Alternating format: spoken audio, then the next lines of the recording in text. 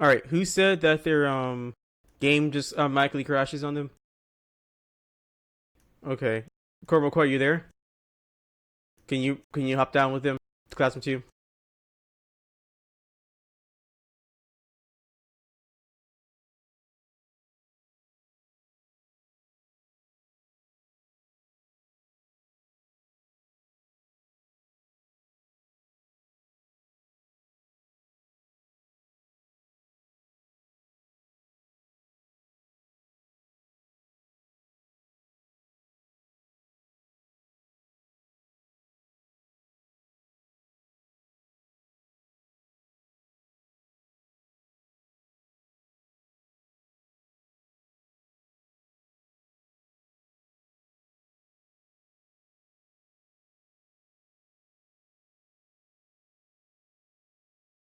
Yeah, like we said, don't say the password out.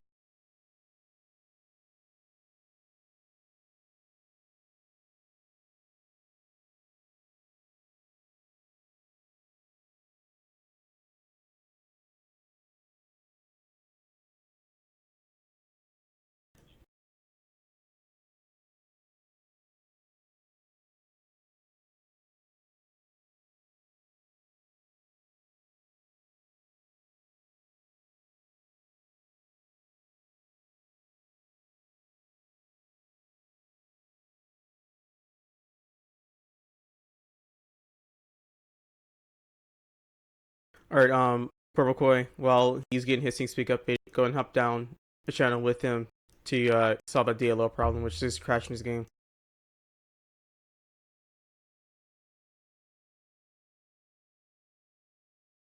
I think it was Private Drake, I think.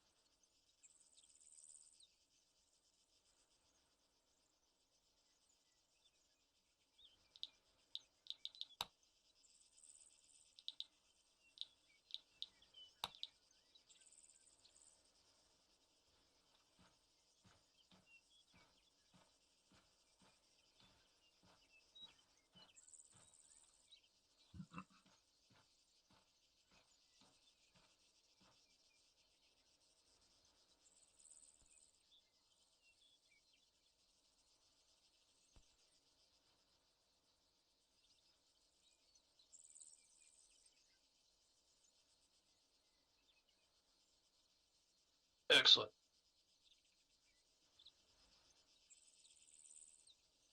Y'all loaded in private drone. I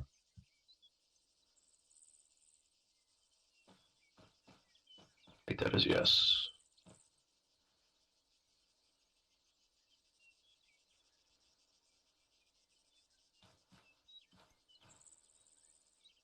All right, gentlemen, welcome to day one of a 4-day No, I'm not OSUT muted. orientation.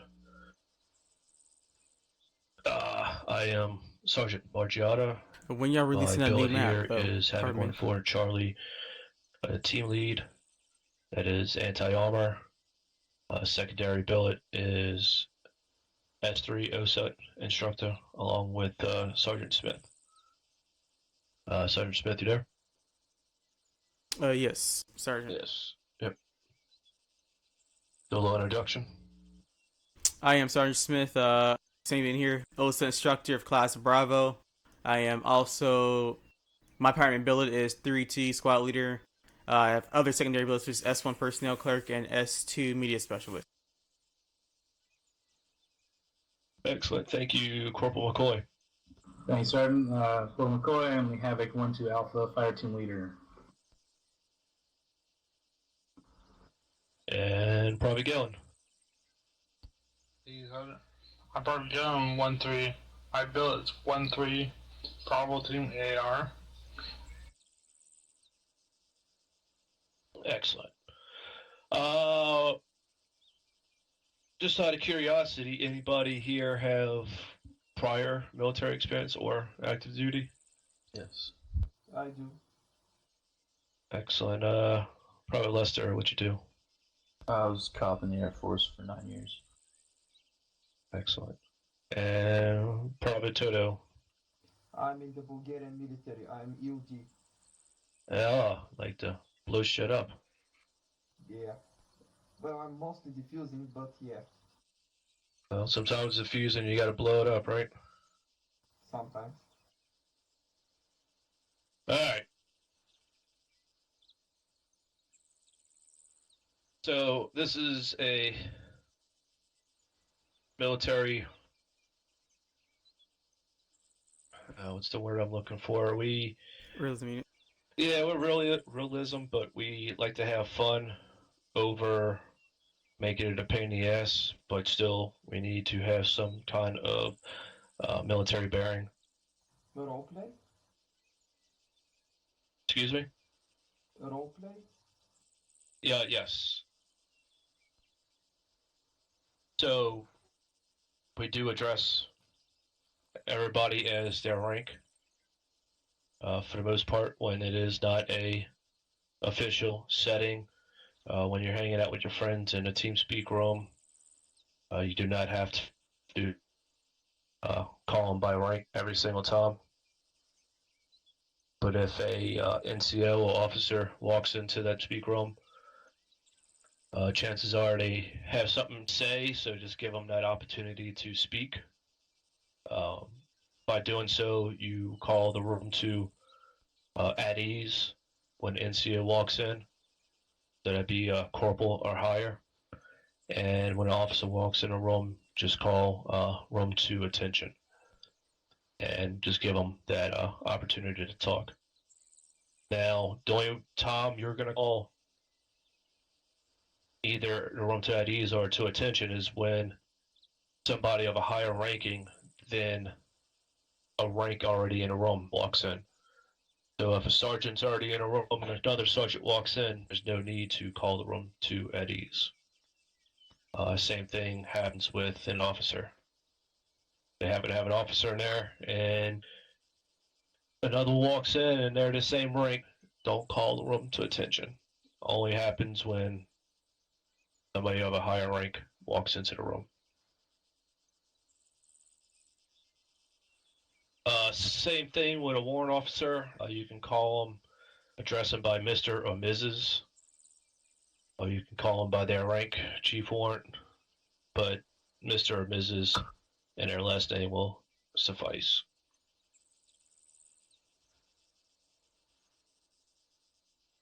And next, if we call for somebody to make a comment, or if you have questions, you can type inside chat.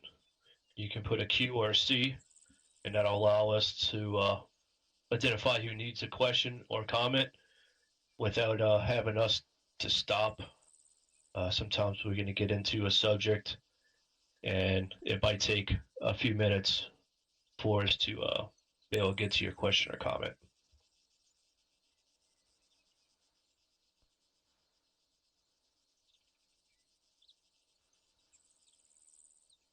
So, like I said, this is a 4-day orientation.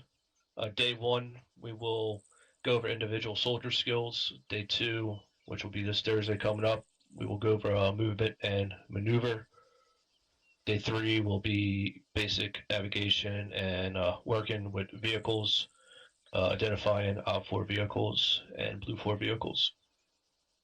And last but not least, Day 4 will be a FTX and hopefully graduation. Yep. Okay. Yep. I was gonna ask, is there anything on the 16th of this month? It pertains to what? Training. The 4-day training. 16th? No. Okay. The next OSUT class for us would be day 2, and that will be on the 15th. The 13th, the 15th, the 20th, and the 22nd.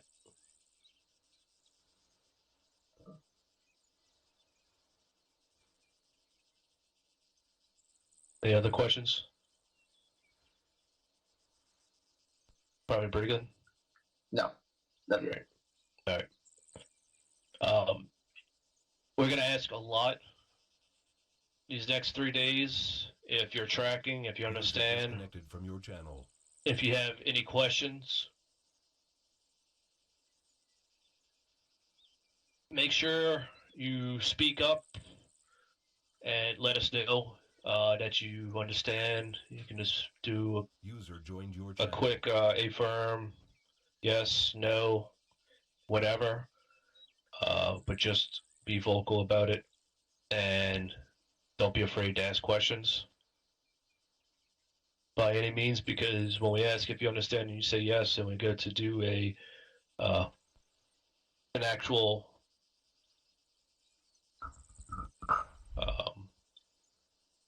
we go to do it, and you fucking say you don't know how to do it, or you keep fucking up. Don't expect us to be happy about it. So let us know if you don't understand it. All of us here are here by volunteer, our time. So just don't waste it. User disconnected from your channel. So it is a blend of U.S. Thank Army you, Corona. basic combat and 11 Bravo infantry advanced individual training. Every soldier is first and foremost a rifleman. So depending on what you do in this unit, your MOS, you're first and foremost 11 Bravo. So you should know the tactics that we use as an infantryman. That goes for fucking pilots, medics, our fucking command staff. Anybody should be able to put a rifle in their hand, and they should know exactly what they need to do if they were put into a fucking rifle squad. So we have some individual infantry skills. These are important. Remember, they are shoot, move, communicate, survive, and sustain. User joined your channel.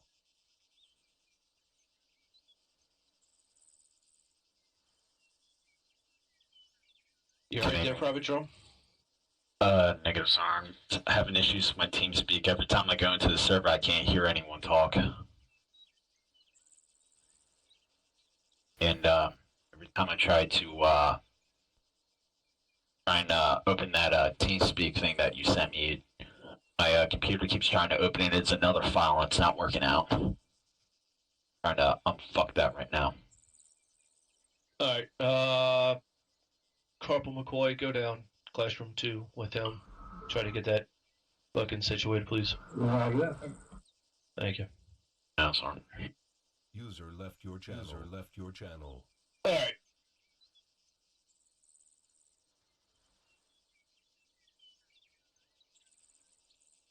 So, like I just said, that's individual infantry skills. It is shoot, move, communicate, survive, and sustain. Now we have individual soldier skills. Those skills are communicate, basic weapons, basic engagement techniques, and basic engagement procedures.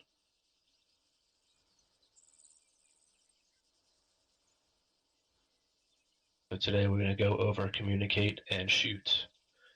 Probably the most important thing I would say is being able to properly communicate with your fellow brothers on the field. I can go into combat with just my fucking radio and have a squad full of badasses, and I can get them to do everything that needs to be done with just the fucking radio. You can ask a lot of squad leaders here. They don't shoot too much because they're busy on the radio fucking conducting that orchestra on a battlefield.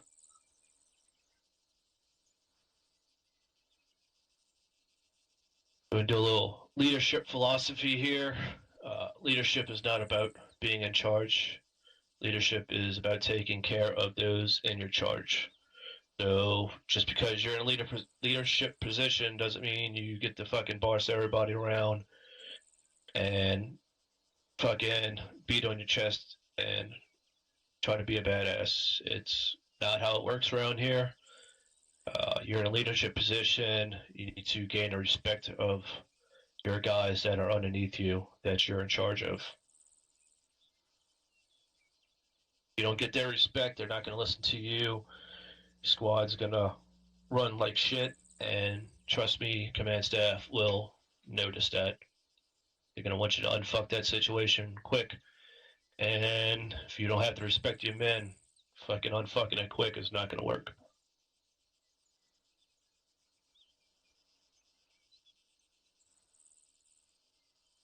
At 506, it's a global brotherhood. As you can see, Private Teto is definitely far away from most of us. You know, he's in fucking Bulgaria. And yeah, so we all have the same mentality here. We want to have fun. We want to have a realism to our gameplay instead of just some kind of vanilla gameplay. So keep it professional and try to build friendships here. Don't just sit in a TeamSpeak fucking room by yourself. If you know something's not going on in another room, go in there. Fucking socialize, bullshit with them. Make friends. Now, since we are 99.9% all men here, there will be some fucking shit talking going on and fucking busting balls. So just have thick skin, go along with it. It's all in good fun. We all know what the line is from fun to fucking being serious and causing problems. So while you're here at OSUT and you have an issue with somebody in the unit being anything less than fucking professional, just let Sergeant Smith or I know. But just be wary that we do bust each other's balls here. So hopefully everybody here has thick skin.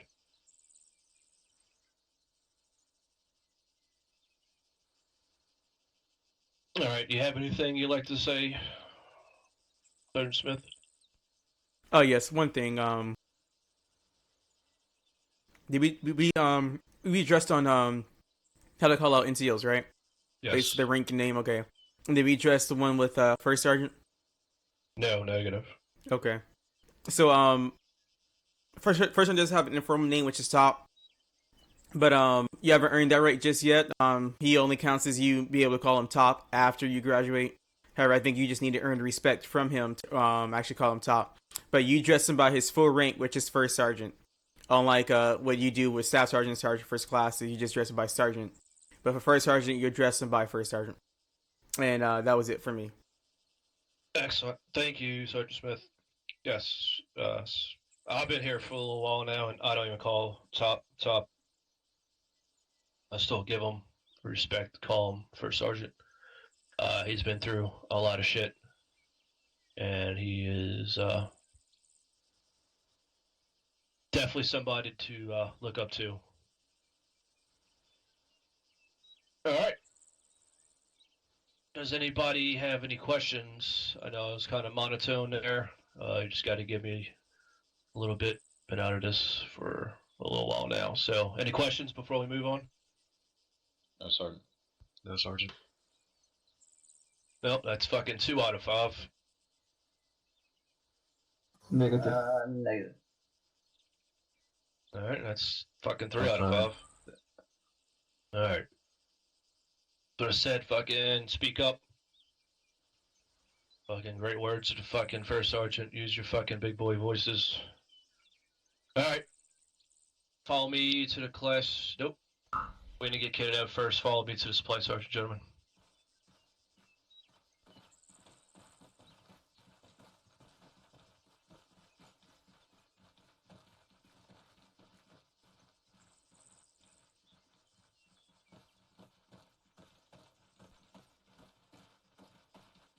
You out of the file.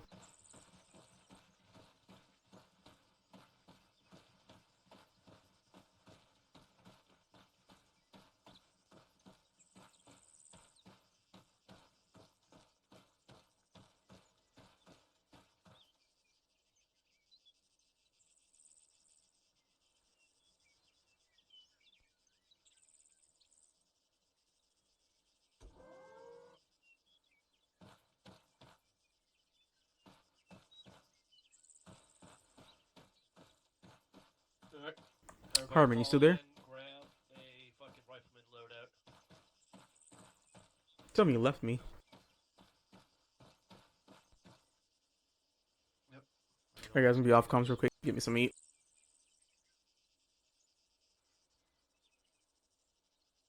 And once you grab that loadout, you have to come to these boxes here and grab a Vector 21 Knight along with your AR, like 152 radio. I believe it's right here by Private Lester.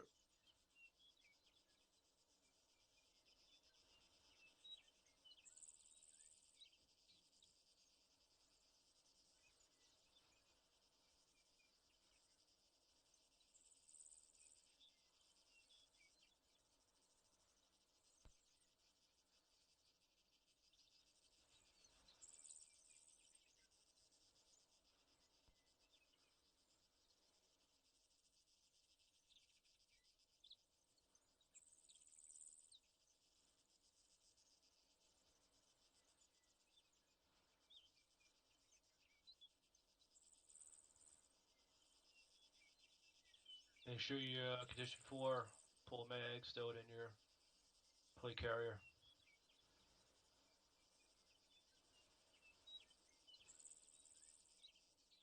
Everybody grab a radio.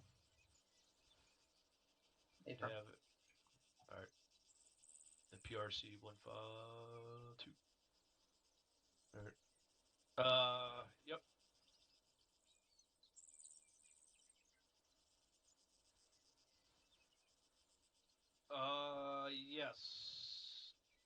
click on it and Practice. then hit load. It will Yeah. load. Mine does it too. Alright, let me see if I can put down a different arsenal for you that will work. Yeah, it happens sometimes. Hey, Lester, do you want me to drop my vault out for you? Here, this'll go pretty quick. Give me a second.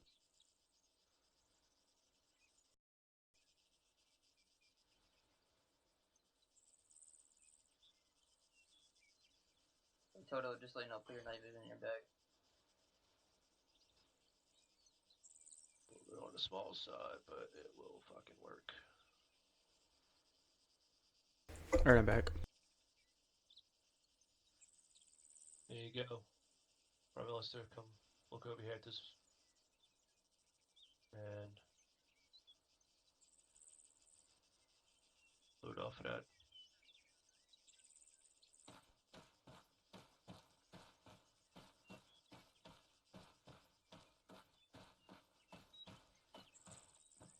Excellent. Grab yourself some vectors out of this box and grab yourself a radio.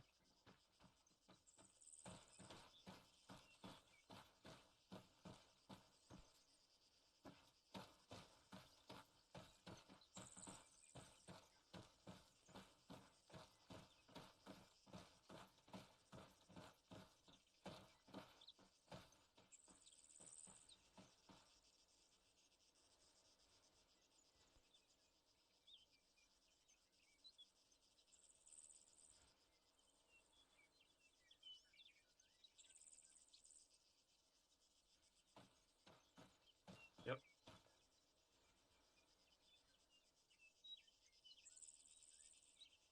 Alright. And condition 4, pull the mag, still need a plate carrier. And we will make our way to the classroom.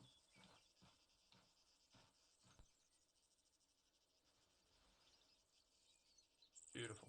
Alright, gentlemen, follow me.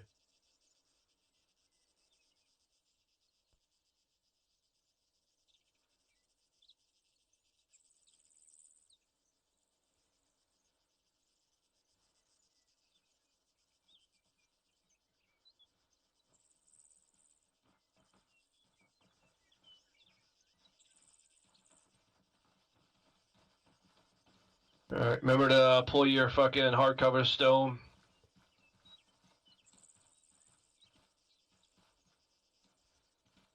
You got iPro put in your backpack as well. Start from the front of the classroom, work to the back, gentlemen.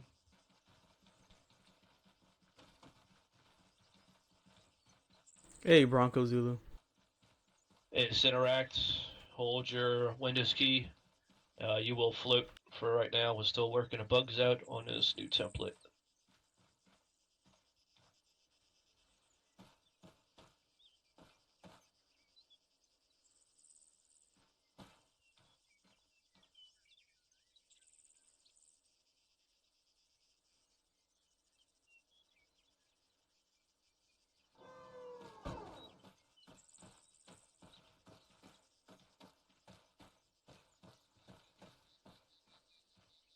Alright.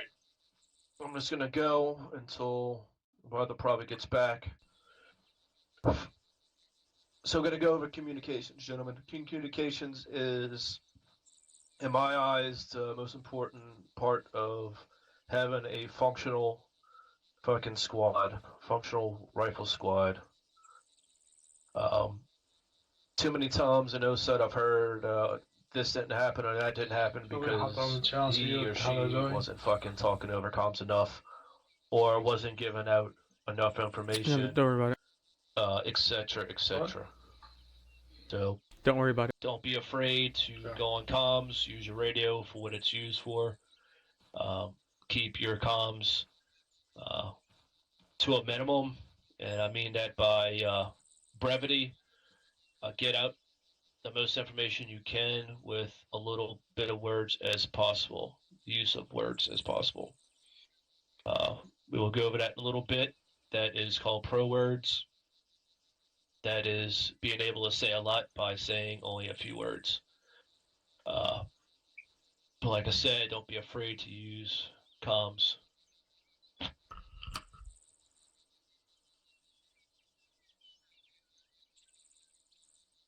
All right.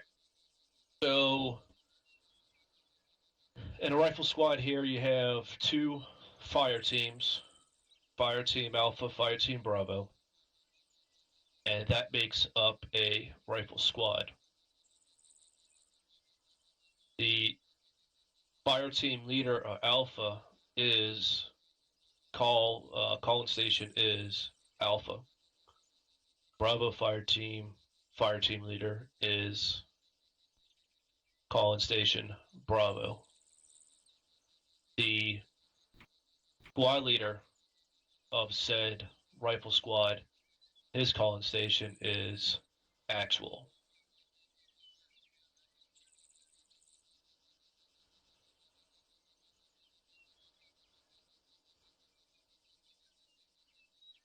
All right.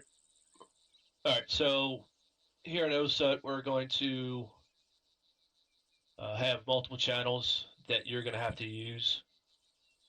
The frequency for Alpha Fire Team is frequency 100.1. The frequency for Bravo Fire Team is 100.2. And the frequency for Squad is 100. Now, the frequencies for the fire teams is to allow the men in that fire team to talk with each other and with their fire team leader. Now, the squad frequency, which is 100, allows Alpha and Bravo to talk to their squad leader, which is Actual. And no Tom should anybody Thanks for the else follow, in the Rocco. fire team should be monitoring SquadNet. That is for Alpha and Bravo to use with their squad leader.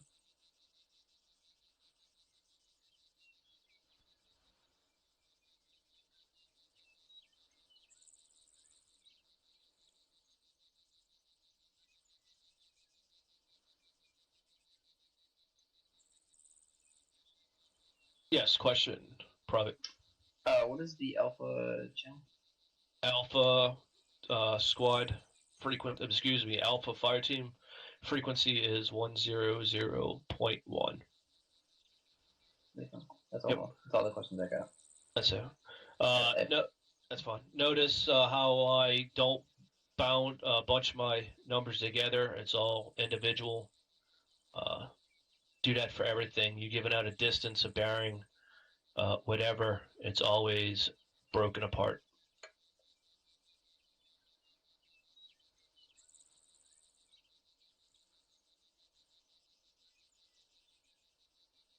All right, so everybody should have a radio, but to find out, so if everybody will left control and press the P button or Papa, you will see your radio pop up and the left side of your screen. You want to drag it out of the way, you can. Just put the mouse over the radio, hold down the left mouse button, and you can drag it over to the side. So you get a random frequency plugged in for channel 1. Well, we're going to get rid of that. We're going to make channel 1 a team frequency, a team net. So first off, just to make it simple, we're just going to put everybody on Alpha Fire Team. The next 3 days, we'll break everybody up into 2 teams, but just for ease, everybody will be on Alpha Fire Team for today.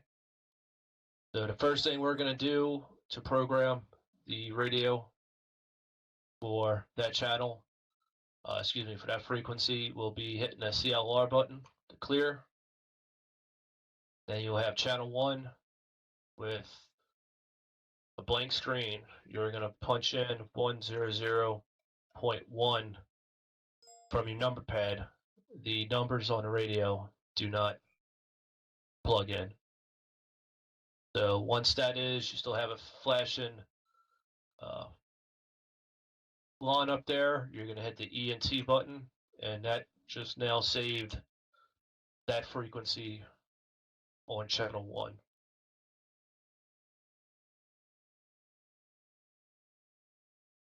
Did everybody get to that point? Affirm. Yes. All right.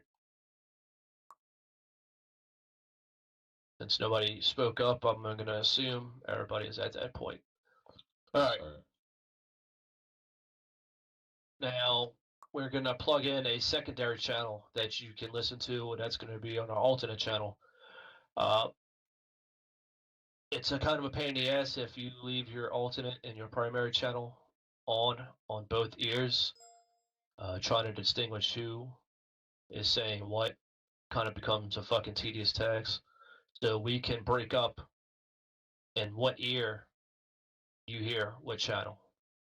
So we're going to break up channel 1, and we're going to make that come out in your left ear only. In order to do that, you have the zero buttons. The zero button all the way in the bottom left, right next to the left facing arrow. If you hover over it, it should say stereo settings. You press it once, and in the bottom right of your screen, it should say left only. So now, when somebody transmits over that channel, over that frequency, you will hear them talking in only your left ear.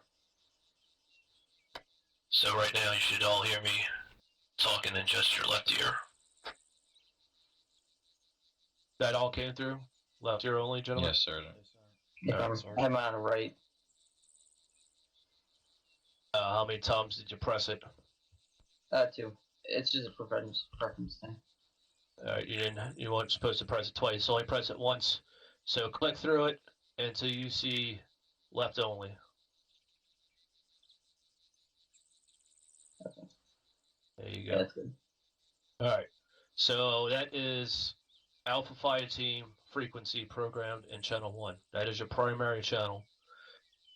Now we're going to set a secondary or alternate channel. This will allow you to listen onto squad. Alright, maybe back in 15-20 minutes, guys. From the squad we got an emergency we frequency. gotta handle. But obviously, So we see we're you guys all can gonna listen. hit the plus sign on the PRE button. That brings you up to channel 2. We're gonna do the same thing we did before. We're gonna hit the CLR button, clear that out, and we are going to plug in the squad frequency. That's gonna be 100. You can hit ENT, save it in the radio.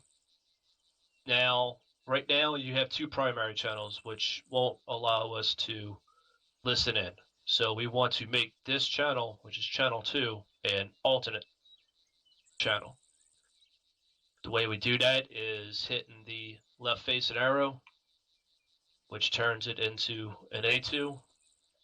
That happened for everybody? Yes, Sergeant. Yes, Sergeant. All right. So now that is done, we want to make it come out in our right ear only, so we can decipher between your primary channel and your alternate channel. So you're gonna click the stereo settings twice, and you'll see in small little letters it says additional right only. So we're almost done. This is probably the most important part of this part is you want to make sure you go back to channel 1.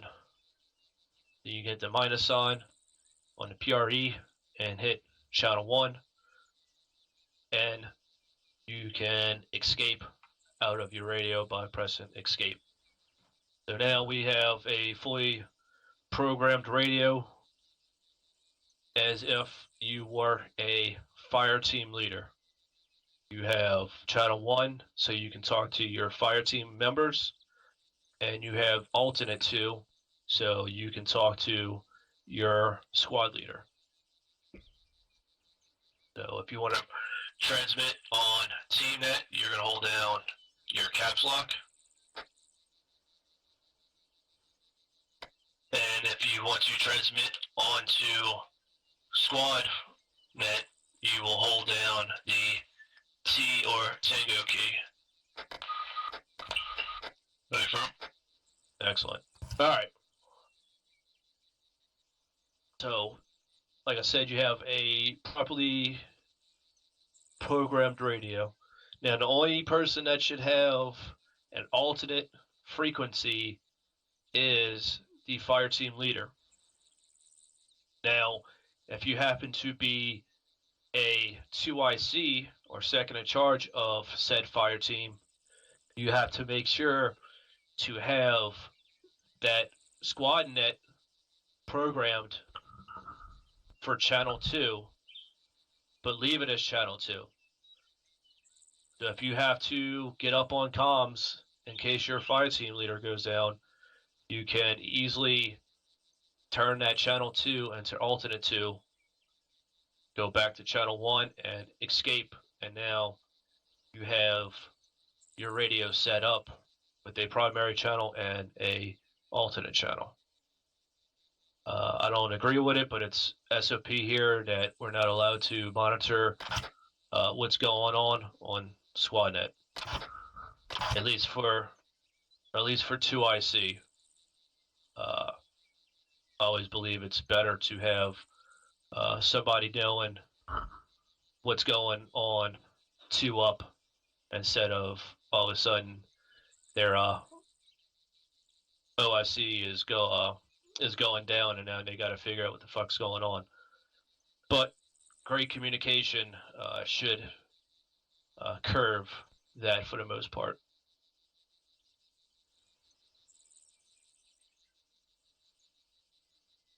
All right, so we're going to go over phonetic numbers. We use like normal 1 through 9 and 0. Don't group them together. There are 3 numbers that we say differently only when there is a need to be clear about what you're saying. These 3 numbers are the number 3, 5, and 9. 3 is said like tree, Tree. 5 is in Fife, Fife. And 9 is said as Niner. Now, you don't have to say that when you're talking to your fucking battle buddy or somebody in your fire team or whoever, and they're right next to you, and you can talk like we're talking now. And it's not important to get out that number, or it's clear enough to say, 129 instead of 129er. But if you need to get that number out and it needs to be right the first time and you're saying it over radio, I would suggest using those phonetic numbers. We don't use phonetic alphabet too much. Our maps don't have phonetic alphabet or letters in them, or just letters in general. So when you go with some pro words here, first pro word is one you're going to use every single time you key up the radio, and that pro word is this is. Every time you key up, it's going to be you, this is me. So if I was calling up to fucking Private Gillen over here, and I was starting off that radio conversation, I would say, Private Gillen, this is Sergeant Margiotta, over. Every single time. And if he did it with me, he would say, Sergeant Margiotta, this is Private Gillen, over. And when one of us responds, say he responded to me calling him, he would say, Sergeant Margiotta, this is Private Gillen, send it over. And I will continue with our conversation. So every time we key up that fucking radio, it is you, this is me. We don't want to leave any doubt in the person's mind on who's fucking talking to who. So, pro word is this is. Next pro word is over. Over is letting each other know when we're finished with what we need to say. Not completely finished, just that part of the conversation. Think of it as fucking tossing a football. You have the football, you can talk. As soon as you say over, you throw the football to the person you're in communication with. Now, they can talk. Once they finish that part of the conversation, they throw it back to you. So that is what over is doing. Next pro word is out. Out is when the transmission is done and it does not require a response. Normally, the person who initiates the radio transmission is the one who outs it. But for brevity, a higher up can out the transmission before you do. So if I was calling up to my squad leader, and for the sake of brevity, my squad leader can fucking out the transmission that I started. One thing I forgot for the pro word over, as long as you're using the pro word over, that tells everybody that can monitor that frequency that you and the other person have control of said frequency. As long as it's saying over, nobody should be talking over comms. It's a pain in the ass, and it shouldn't be done. If it is that drastic over something going on, there's another pro word. I will get to it later, but there's a pro word for you to fucking interrupt somebody else's comms because you have something more important to say. But for normal conversation, and they're using the right pro words, they saying over, there's no need for you to interrupt their conversation. As soon as they say out, they out that conversation, you should be able to now key up and get into that frequency if you need to talk.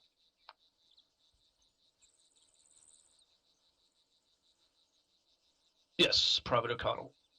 Thank you, Sergeant. I just want to make sure I'm understanding something absolutely correctly here. When we transmit to someone, say this is so and so, is that every time we make a new transmission, like within a conversation? Yes, every time you key up that radio, it's you, this is me. I know it seems fucking overkill, but that's how it needs to go. You, this is me every time. Excellent. Thank you, Sergeant. Not a problem. Alright, this is some Hollywood bullshit I'm sure you've heard before, but don't use fucking over and out together.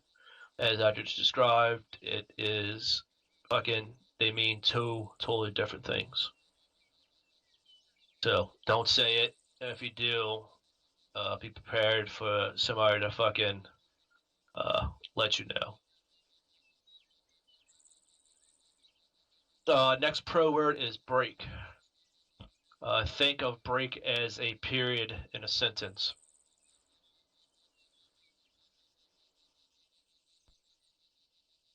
Or even a comma. Break allows you to break up a transmission into smaller segments. If there is a lot of information that you are transmitting, or if it has a lot of numbers, or if it's something important. So you don't want to just start transmission and just start blurting out all this fucking information to somebody. You need to let them digest it a little bit. So you can use the pro word break. The proper way to use break is to start up your transmission, you know, you, this is me, Start sending your information. Once you've said enough that you need to give them time, you say break, release the key, give it a second or so, rekey the mic, and continue on with what you're saying. You can have as many breaks in a transmission as needed. Now, I know I just told you every time you key up the microphone, you need to say you, this is me, but this is the one time where you don't have to say that because you're not overing a transmission. You're still in charge of that transmission. So you can use the pro word break as often as you want. Just make sure that you release the key and key back up after you say break.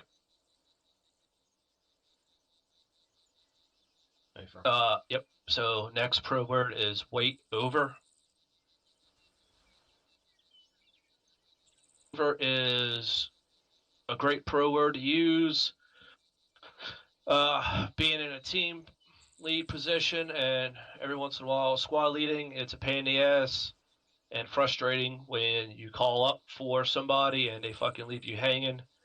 They don't say anything.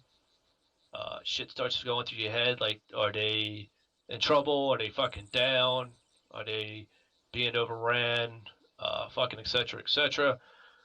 It's unnecessary BS that you got to deal with. So if you're in that much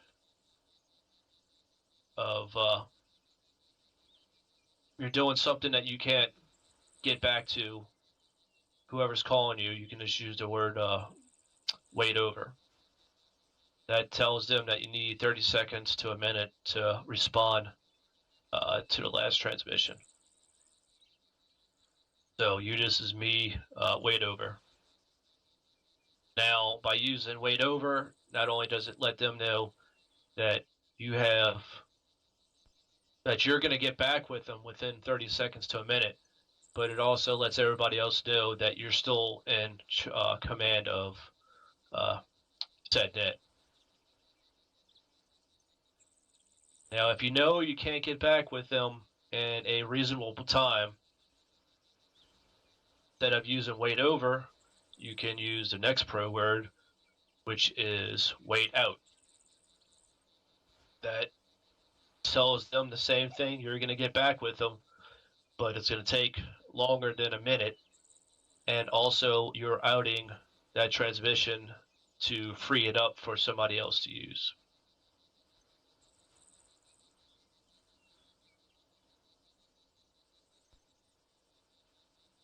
You got wait over and wait out.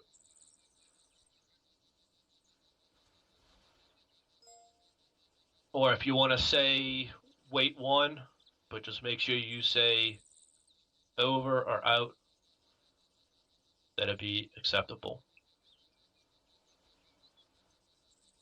Next pro word is Roger. Roger simply means I've received your last transmission and I understand it. Now, the next pro word is Wilco. Wilco takes that a bit further. Wilco is shortened down for will comply. That means that you received the last transmission and you understand it, but it takes a step further in letting that person know that you will comply to said transmission. So if I asked somebody or told somebody to do something, all they would say is, you, this is me, Wilco, over. And I know that they understood what I'm saying and they're going to get this shit done. Next pro word is say again.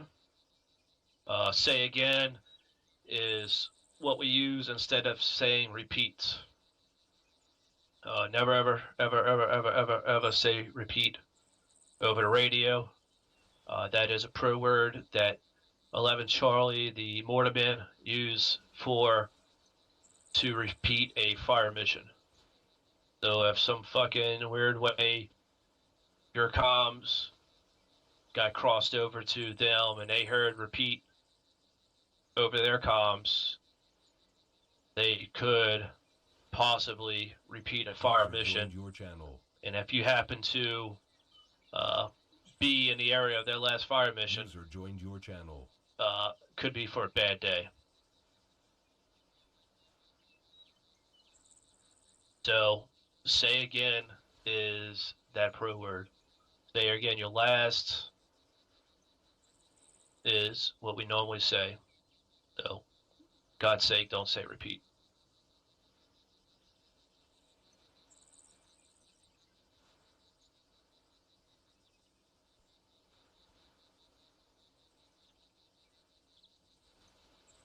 Next pro word is read back. That could go both ways. You can ask the somebody who you're sending information to read back to make sure they got it right. Or if somebody sent your information, you could read it back to them and ask them if your read back was correct. So it can go both ways. Yes, Private Toto. Sorry, can you repeat the command again? Read back. So it can go both ways. It can be initiated by the person that is sending the transmission or the person that is receiving the transmission.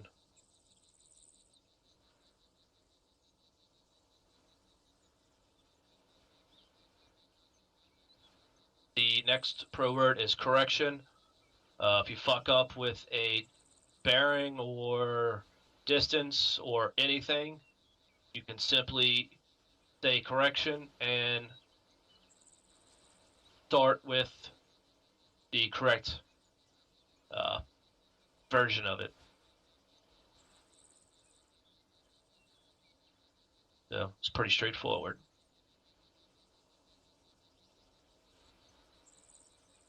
Next pro word is interrogative. Interrogative is a request or a confirmation or a question. I hear it said wrong quite a bit of times in a unit. Interrogative should be used just like this. So you're going to start off your comms with you, this is me, over. That person will reply with you, this is me, send it over. And then you will say, you, this is me, interrogative, over. By doing that, you give them an option to either tell you to wait over, wait out, to send it, whatever. So when you say interrogative, they know that you have a question or comment coming. Now, if you just go with you, this is me, interrogative, and you start fucking sending your information, your question to them, you don't give them the option to stop you. They could be fucking in a firefight, some fucking crazy shit going on. So you give them the option by saying interrogative over before you ask you a question, then you give them options. So don't just say you just me interrogative and start your fucking your question. Next one is correct, and another one is wrong. So correct and wrong, don't have to go over that. Correct means what you have transmitted is correct, and wrong is what you have transmitted is wrong or incorrect. Now, if somebody transmits something wrong or that readback was wrong, go ahead and correct them. Now, last but not least, I had said if somebody or two people were having a transmission, they were fucking talking on a net, and you needed to talk on a net, you can break in on their conversation. So if you have something a lot more important to what they're talking about, you can break in on said conversation by using the pro word break, break, break. So this is how it would go.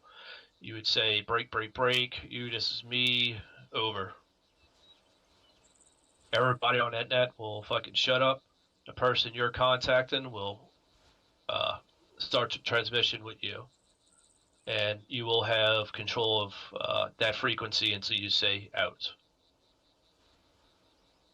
So just make sure what you're fucking breaking in on the conversation is more important than what they are. And if one of your guys needs fucking morphine because he can't see straight, that's not really that important. If you have a fucking MBT rolling up your ass, then yeah, that's something you need to break in on their conversation. Get fucking air support, get a weapons team on your position, or something. Just don't abuse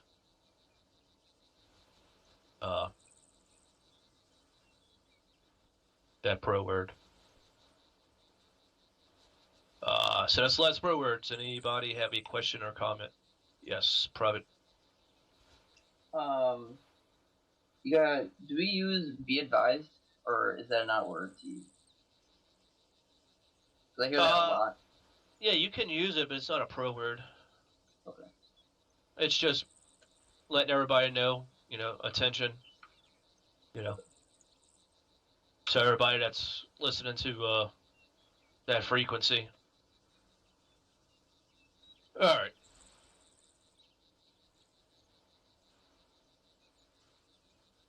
Yes, Corporal McCoy, you have a comment?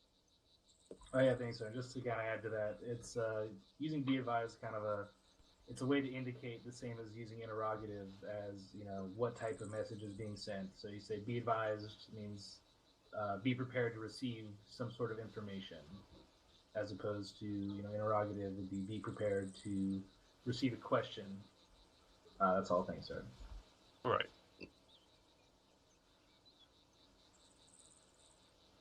Alrighty. So we're gonna go over doing proper radio checks. I can't control what you do outside the unit. I mean, not outside the unit, outside of OSUT. Once you graduate, if you want to pick up on bad habits, it's up to you. Go get him one real quick. Robert. So you're gonna initiate your radio check with your said fire team. Now, I like when the fire team leader does a radio check down the line with his auto rifleman, his grenadier, and his rifleman. By doing that, he knows each person has their radio set up and they're good to go. There's no fucking confusion or questions about that. So to do a proper radio check, it's going to be, thank you, Corporal. I'm gonna get you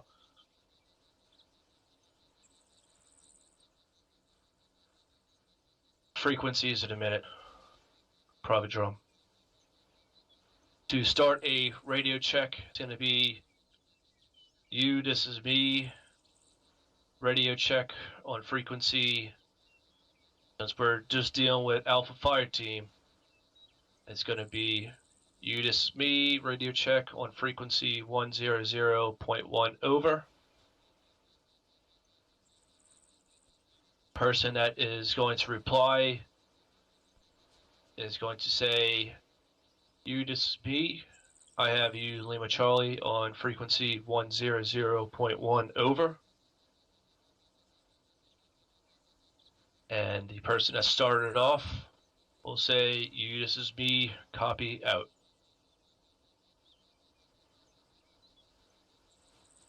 Does anybody need me to say it one more time? Yes, please. All right. So possibly. All right. So this is B. Radio check on frequency 100.1. And then the person will reply, this is me. I have you Lima Charlie, loud and clear, or 5x5, whatever the fuck you want to say. So, say that again. This is me. I have you Lima Charlie on frequency 100.1 over.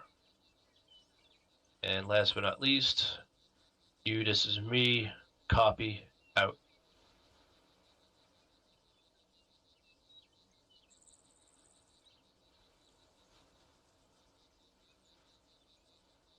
Thank you, Sergeant. Excellent. Everybody else agreeing on that? Roger that. Nathan. All right. Affirmative. Excellent. All right, give me 1 second, gentlemen. All right, private drum. Hit left control P, Papa. Bring up your radio. Hit your CLR button. Now you have channel 1 with nothing on it. You're going to type in 100.1 from your keypad. Yep, hit enter. Now we're gonna have that transmit to your left ear. So you're gonna hit the 0 parentheses button on your radio where it says stereo settings. If you hover over it, yeah, you want to press that, and it's gonna say right only. Left only. Yep, make sure it says left only. We're going to hit plus on the PRE. That's going to bring you to channel 2. You're going to clear that out, put in frequency 100, press enter. 100. That is your squad frequency. The first one we put in is your team frequency. So you hit 100, you hit enter. Should say C2 100. We're going to change that to an alternate frequency so you can listen to this frequency along with channel 1. You're going to hit the left facing arrow to change that C2 to an A2.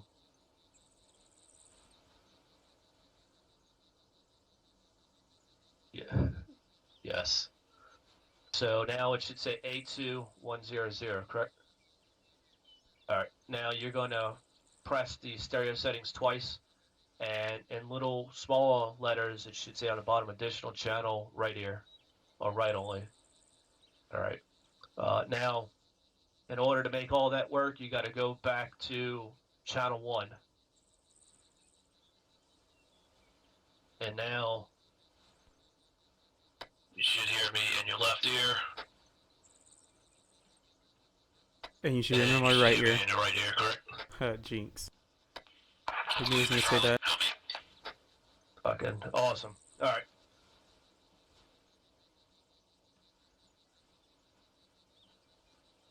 So I just went over y'all's fucking proper radio checks with what should be done.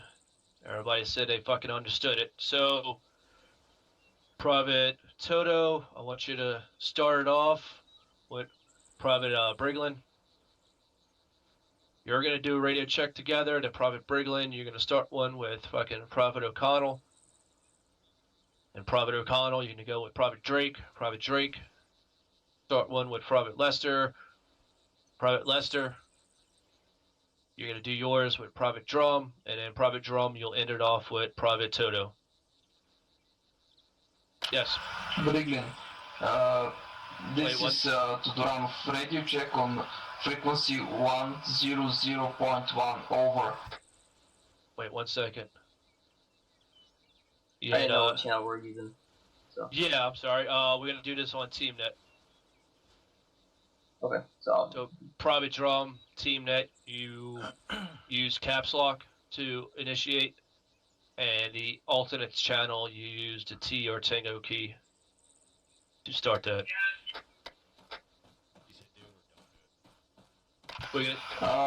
Brigand, this is to Duranov. Radio check on 100 over.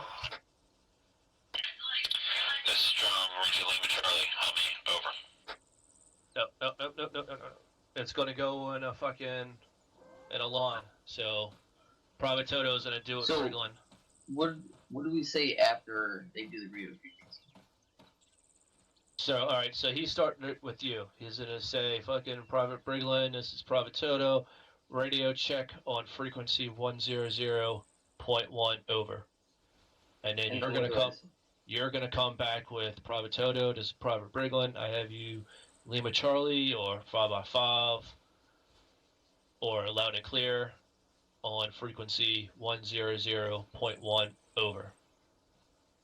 And then he will come back with Private Briglin, this is Private Toto, copy out. Brigand, this is to Duranov. Radio check on 100.1 over. Private Toto, I read you over. That was so good, yeah.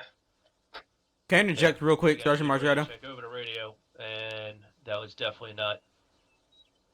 If I can inject Proper real radio quick. Try to get I do want to point out the way that we demonstrated to you is the same way you gotta do it in your practice. Do not change it. Do not alter it. Do the exact same way that Sergeant Margretto or I are showing it to you.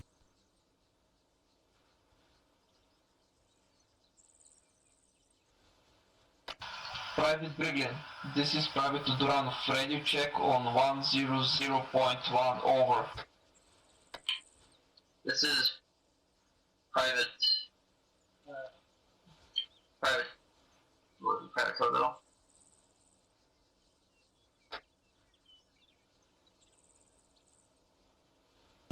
Alright. So he's starting it off with, so he's saying, Private Briglin, this is Private Toto, radio check on frequency 100.1 over. Now you're going to come back and say, Private Toto, this is Private Briglin, I have you Lima Charlie on frequency 100.1 over. And then he will finish it by saying, Private Briglin, this is Private Toto, copy out. Okay, so I say their name and then my name. Yep, you, this is me. Private Brigand, this is Private to Duranov. Radio check on frequency 100.1 over. Private Toto, this is Private Briglin. I read you loud and clear. On On radio frequency 100.1. and Private Brigand, this is Private to Duranov. Copy that out. Yep, do it again. Private Brigand, this is Private to Duranov. Radio check on frequency 100.1 over. Private Toto, this is Private Briglin. I read you loud and clear. On 100.1.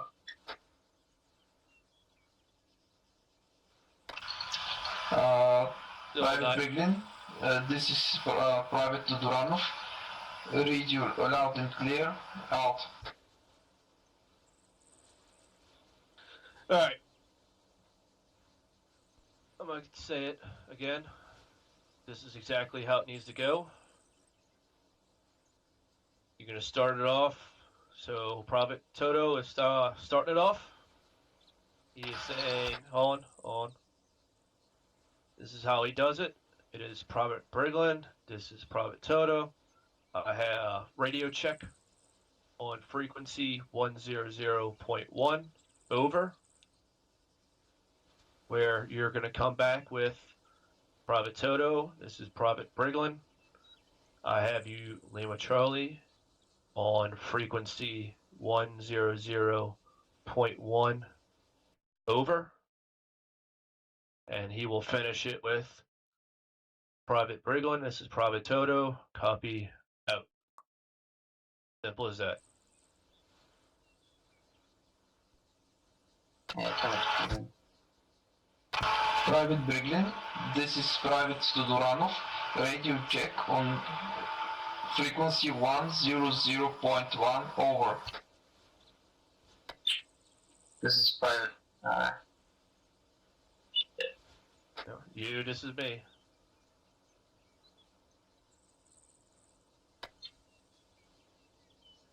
Private Toto, this is Private Brooklyn. I read you, kind of practice. It could be Lima Charlie, 5x5, loud and clear, whichever one you decide to do. Private Tomanov, this is Sergeant Smith, read you loud and clear frequency 100.1 over. Exactly like that.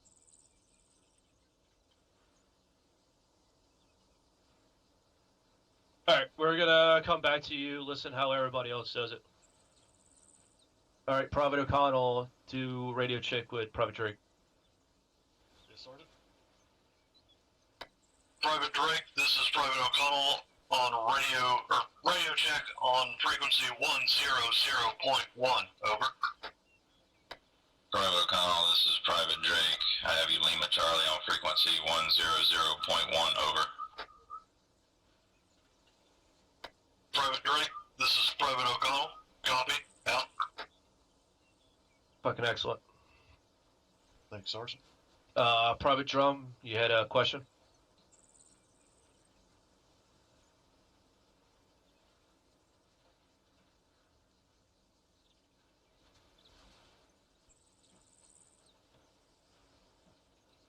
I don't hear him.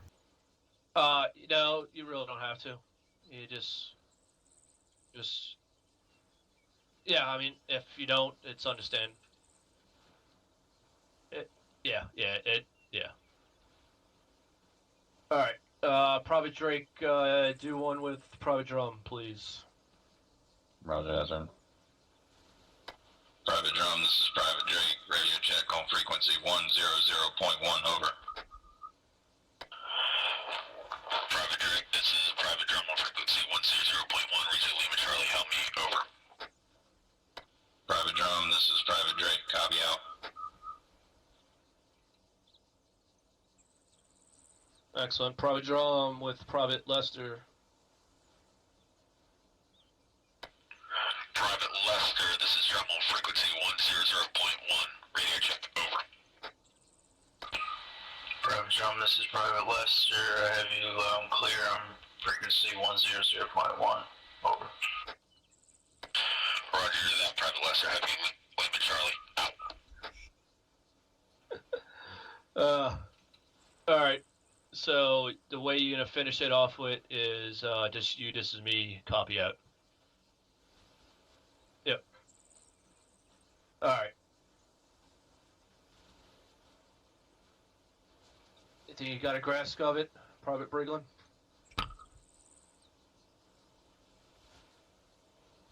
I can try. I'll get it. No, you have to get it. Got another hour and a half, so. Private, Toto. Start her off. Private Brigand, this is Private Tudoranov. Radio check on frequency 100.1. Over. After I say the frequency, do I say over? Yeah, you're gonna, after every time you transmit, if you did not start that conversation, you're gonna say over. You're gonna give the person who started that transmission the option to either say something or out that transmission. So you gotta make sure you say over. Because if you don't say over, he's just gonna fucking sit there on the other side of the fucking radio, fucking waiting for you to say more. And I say on frequency or... Yes. Yeah, because you're not doing a radio check on a channel. Because his channel might be something different than yours, but you both have the same frequency. Okay. So he started off. He said, "Private Briglin, this is Private Toto. Radio check on frequency 100.1. You will reply, Private Toto, this is Private Briglin. I have you Lima Charlie on frequency 100.1 over." And he will out that transmission with I just don't Private see what's so Briglin, confusing this is Private Toto. to him, or what Copy. he's so confused on.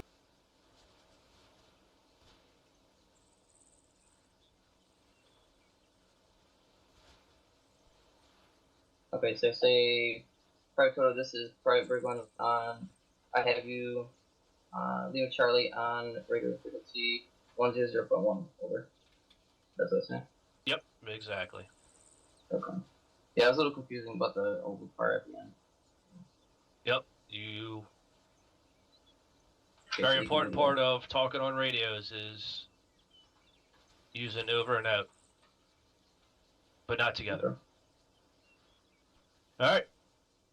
If we can make this the last time, Private Toto, start us off again. Private Briglin, this is Private Tuduranov. Radio check on frequency 100.1 over. Private Toto, this is Private Briglin.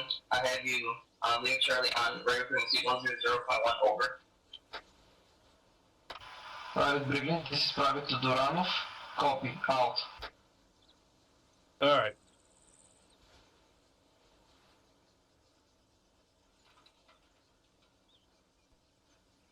Excellent.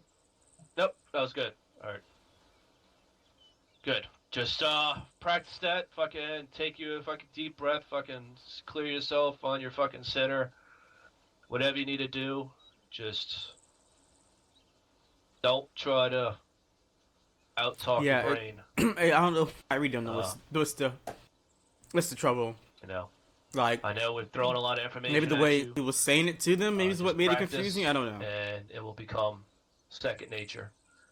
Because what we're doing right now, this radio check happens every time we get on a server and we do a fucking squad training, a platoon training, an official fucking operation, a platoon, FTX, whatever.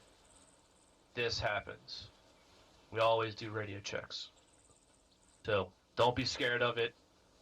Just fucking work over it. And like I said, you'll be able to do it very easily.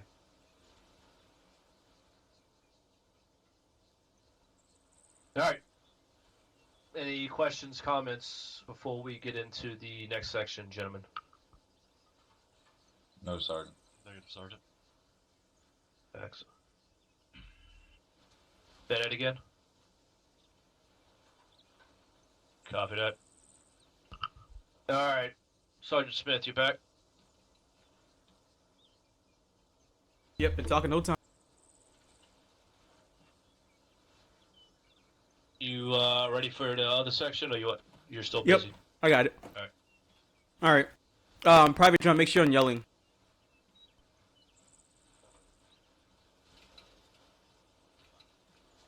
All right. Actually, the next portion is just basically infantry weapons. Everything within that section. So your optics, your organic weapons, organic munitions, the terminology within your weapon system. So we're just going over some basic lecture or literature, I should say, and then we'll be going outside and demonstrating on some of that stuff. All right, so but most weapon systems you're going to have with you, especially the M4A1, will have two types of firing modes. The first one would be semi-automatic. And semi-automatic is basically you are able to shoot one round when you pull and hold on to the trigger. Now, if you're on automatic firing mode, you press and hold onto the trigger, more than one round will release.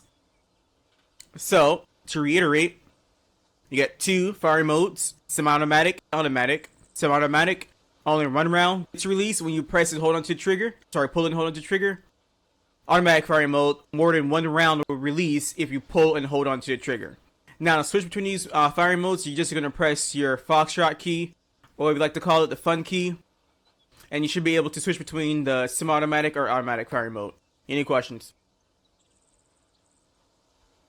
Negative, Sergeant.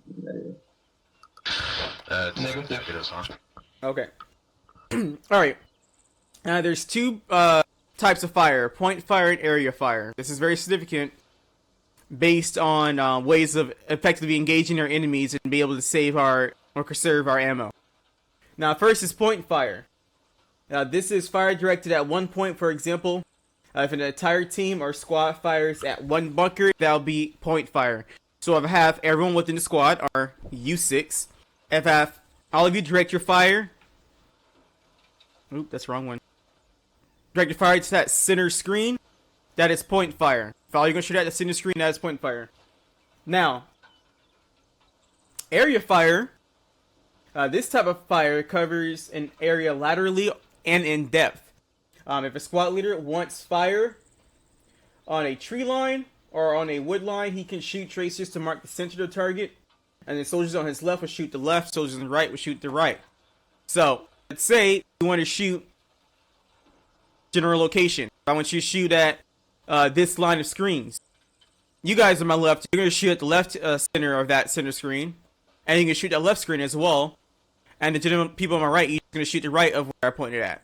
So, you guys on my left, you're shooting the left. You guys on my right, you're shooting right. That is area target. We're not shooting specifically the screens, we're just shooting the vicinity of it. Now, we could do it, like we said, by depth. I could say, alright, shoot from top to bottom over here. And I'll just say Alpha shoot above this, Bravo shoot below this. And then we could just shoot an area fire within depth, then laterally. Any questions, point fire and area fire? Negative, Sergeant. Okay. That's a negative. Now there's point target and area target. Point target is the thing we're shooting at. So like I said, this screen right here, this screen is a point target. Now I told you guys to do area fire on this vicinity. That is an area target. You guys get what I mean? Yes, So Sergeant. if I tell the whole squad to engage that one share, that is a what? That share is a what? Point target. And we're doing what? What kind of fire? Direct fire. Concentrated fire. No, not concentrated fire. Two fires like I told you. There are point and area fire. Which one? Point fire. Okay, yes, we're doing point fire. If I told you guys to shoot, you look above you a little bit higher, shoot around that, what would that be? Area fire. Area fire. Area fire. And what type of target is that? An area target. Alright. Area target. I told you shoot around it, not shoot at that. It's a little confusing, but you'll get it more soon. You get it sooner during day 2 and day 4. Alright, we'll move on to our organic weapons.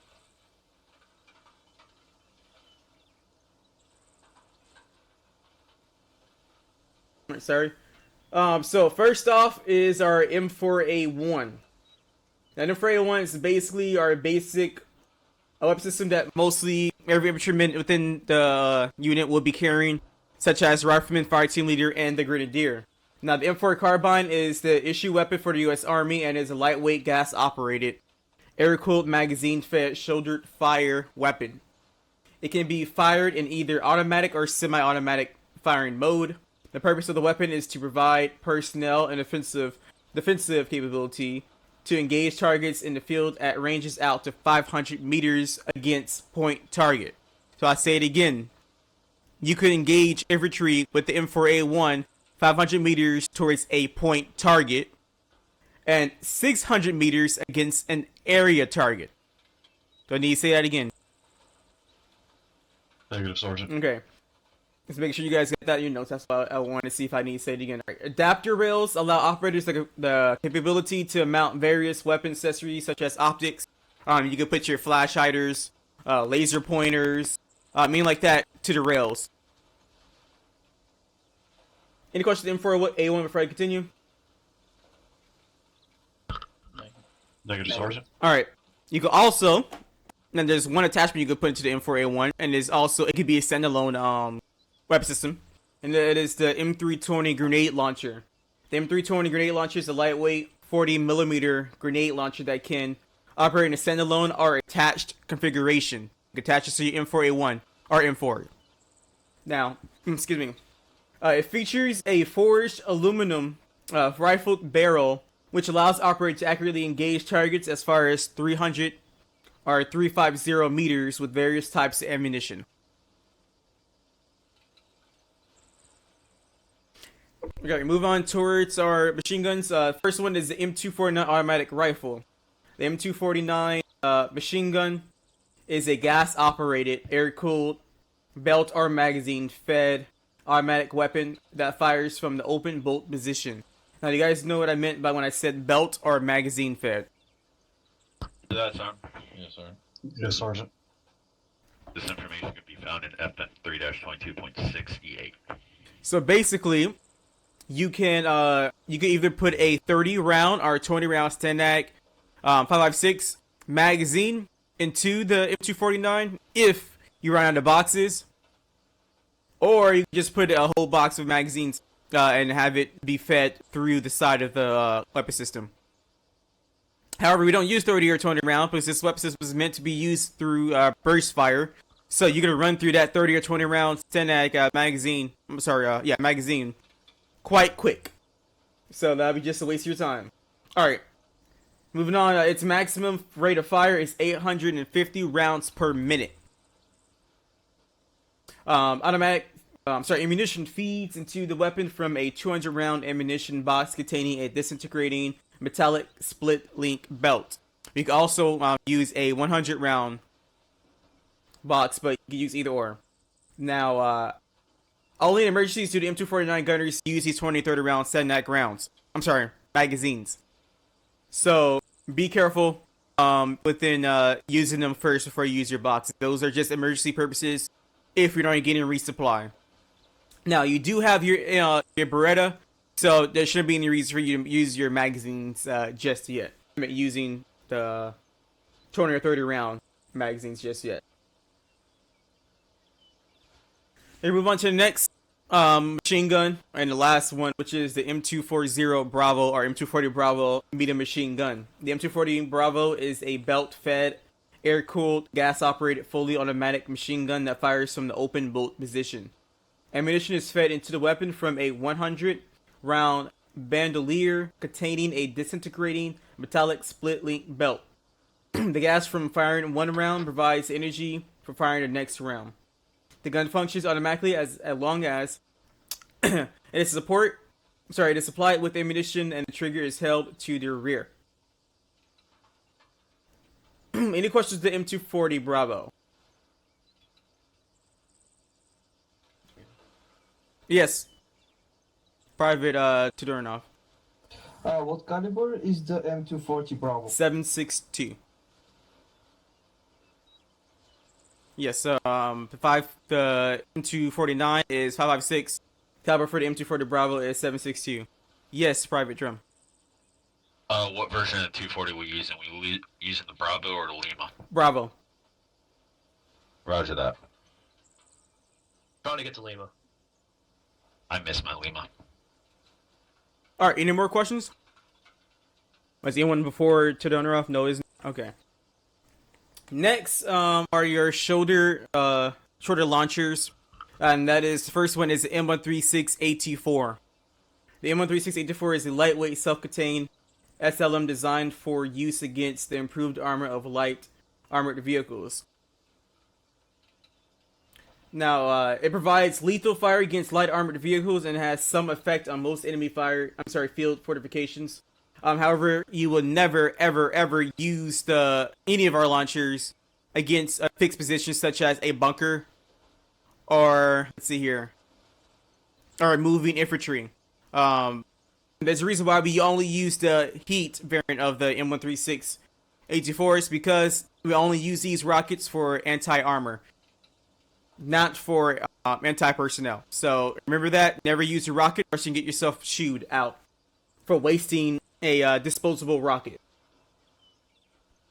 Now, with that said, the M136 and the M72 Law, both of them are disposable. They're only meant for one fire use, so once you launch it, it is done. You just drop it on the ground. All right, move on towards the M3 Carl Gustav, which is also known as MOS. Now, the M3 Carl Gustav is also known as a multi-role anti-armor, anti-tank weapon system, MOS. It is a 84 millimeter recoilless rifle carried only by the weapon squads, and the people in the weapon squads are the anti-armor specialists. Now, it's capable of employing a vast array of ammunition for use against armored targets, and it is able to be reloadable. Now, it is capable, depending on depending on what the target is and what ammunition we're carrying. We can engage armored vehicles for about 1,000 meters. Now,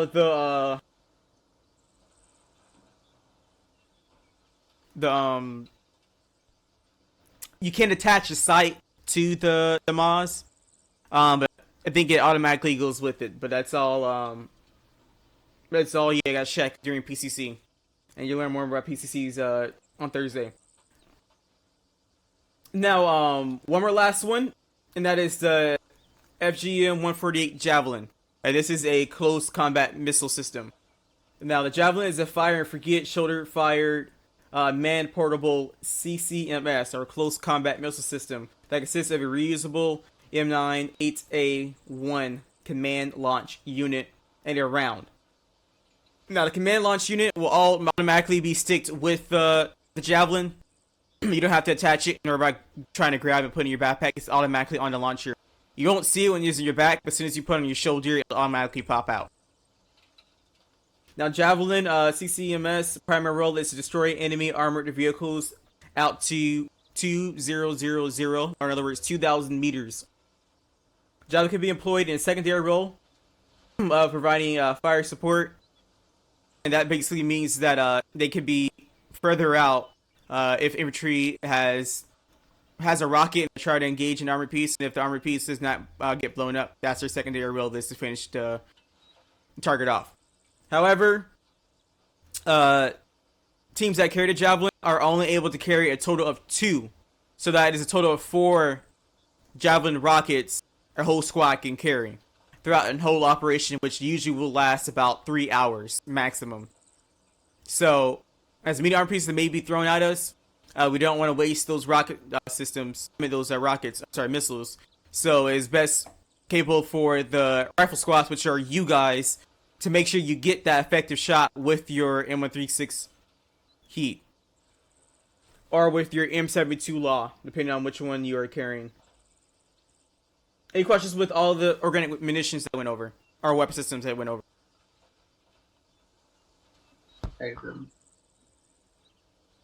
Yes, Private. Can we use the Javelin to be laced and to have it over objects and have the arc? Because you know how the Javelin missile can go up and over. Yep. And that's something I did forget to mention. Target.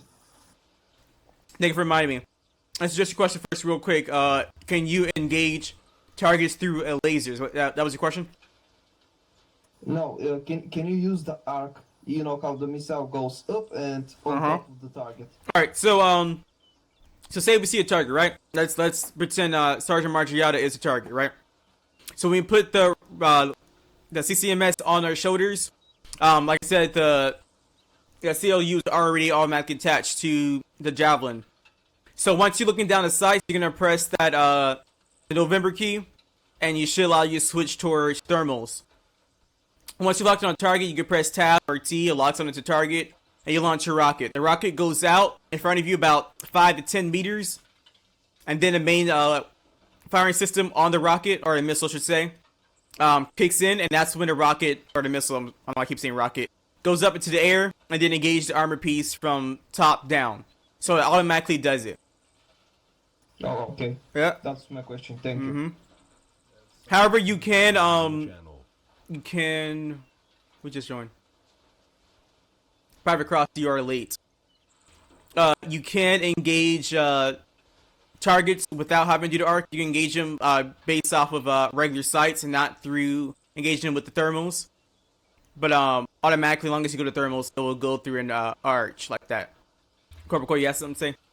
Yes, sir. There's on the javelin system we use, there is a direct fire and top-down setting. So you have to set that before you lock the target. And if you set it to top-down, the rocket will shoot up and come down directly on the top of the target to avoid reactive armoring, or you can set it to direct fire, which it will just pop out and shoot straight line towards the target. That's all things saying. All right, any more questions with the javelin? Negative. All right. Negative.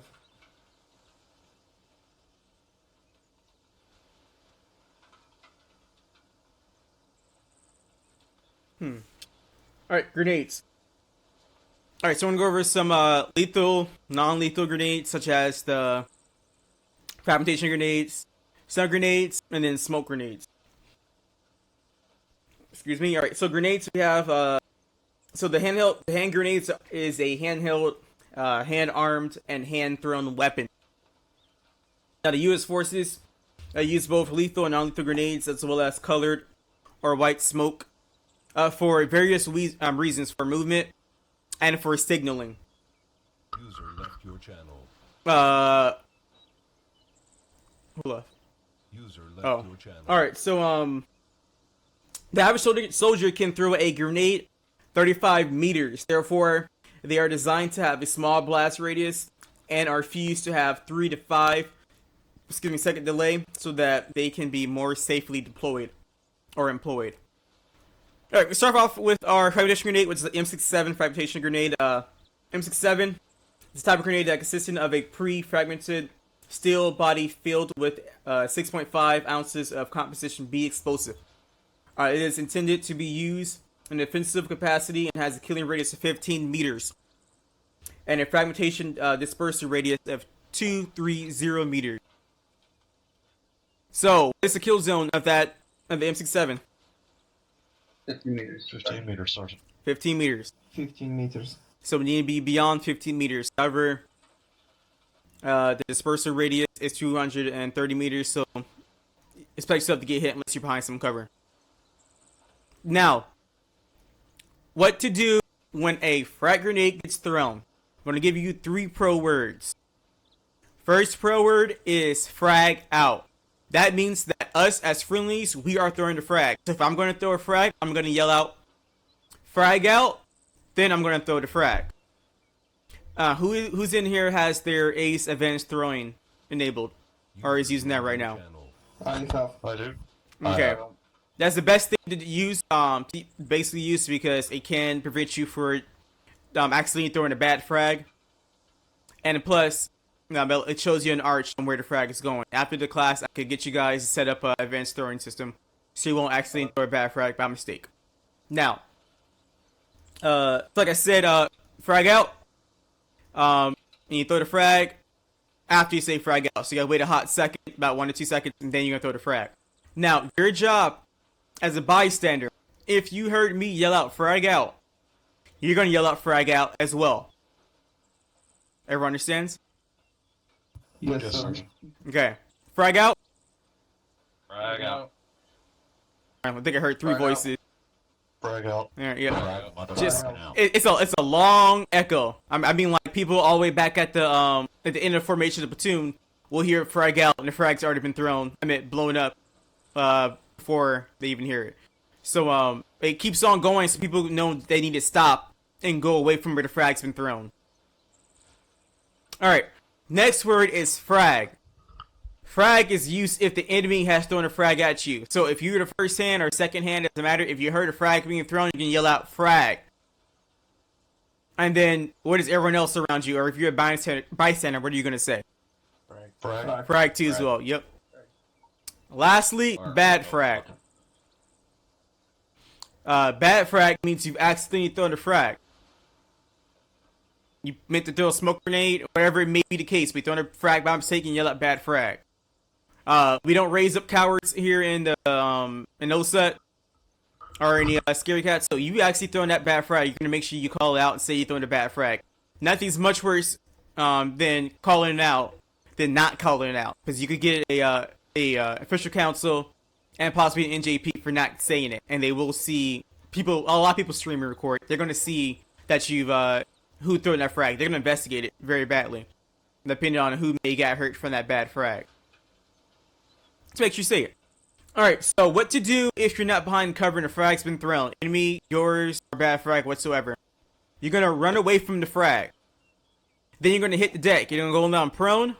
Your feet should be facing towards the frag and head facing away. Because we don't want any shrapnel like that hit our head or bust through our skull and we can't even make it out there alive. But it goes through our feet, we can still make it out there alive. So what do you do if a frag goes out? Go away from it and lay down with your legs facing the grenade. Yep. Legs face towards it, head facing away. Alright. Any questions on fabrication grenade? Negative, Sergeant. Alright. Move on towards the M84 flashbang or stun grenade. Alright, so the M84 is a diversionary device used for building or room clearing operations. It is employed when non-combatants are likely expected, or when we know that there are combatants in the room, but we do not know if there are any civilians in there or not, or if we have seen one in there. Now, when the device explodes in the room, it delivers a loud bang, and it's a very irritating, annoying bang, with a bright flash, which is designed to temporarily blind, deafen, and disable any occupants within the room, and as well as disorienting them for about 15 seconds. Or less. Now this all, this all works out if the fabrication grenade has been thrown based off the cone of the enemy or who we're trying to flash. So the cone of the enemy, based off my perspective or where I'm at, can't show it from where you're looking at, but if I was the enemy, my cone would be from here to here. If it's nowhere around that cone, if I'm looking straight forward like this, then I won't get flashed. So, what I'm trying to say here is that if you're throwing a flashbang inside a room, you're going to go in there pretending that you haven't thrown a flashbang. So you go in there assuming that the enemy is not disoriented, because 85% of the time, he won't be disoriented. Any questions with the flashbang? No, sir. Thank you, Sergeant. Now, there is something I do want to point out as well. I forgot to say that as well. It does more of a greater effect to us than it is to the enemy, so be careful how you throw it and where you're throwing it, which is why I'm saying that Ace Advanced throwing is very crucial for that case. Next is the rest of our smokes along with their signal colors. We'll start off with yellow and white smoke. Yellow and white smoke is mainly meant for concealment. And just that. Are you going to throw that white smoke? You need to conceal yourself, move away, try to get it filling back behind cover whatsoever. You use that yellow or white smoke.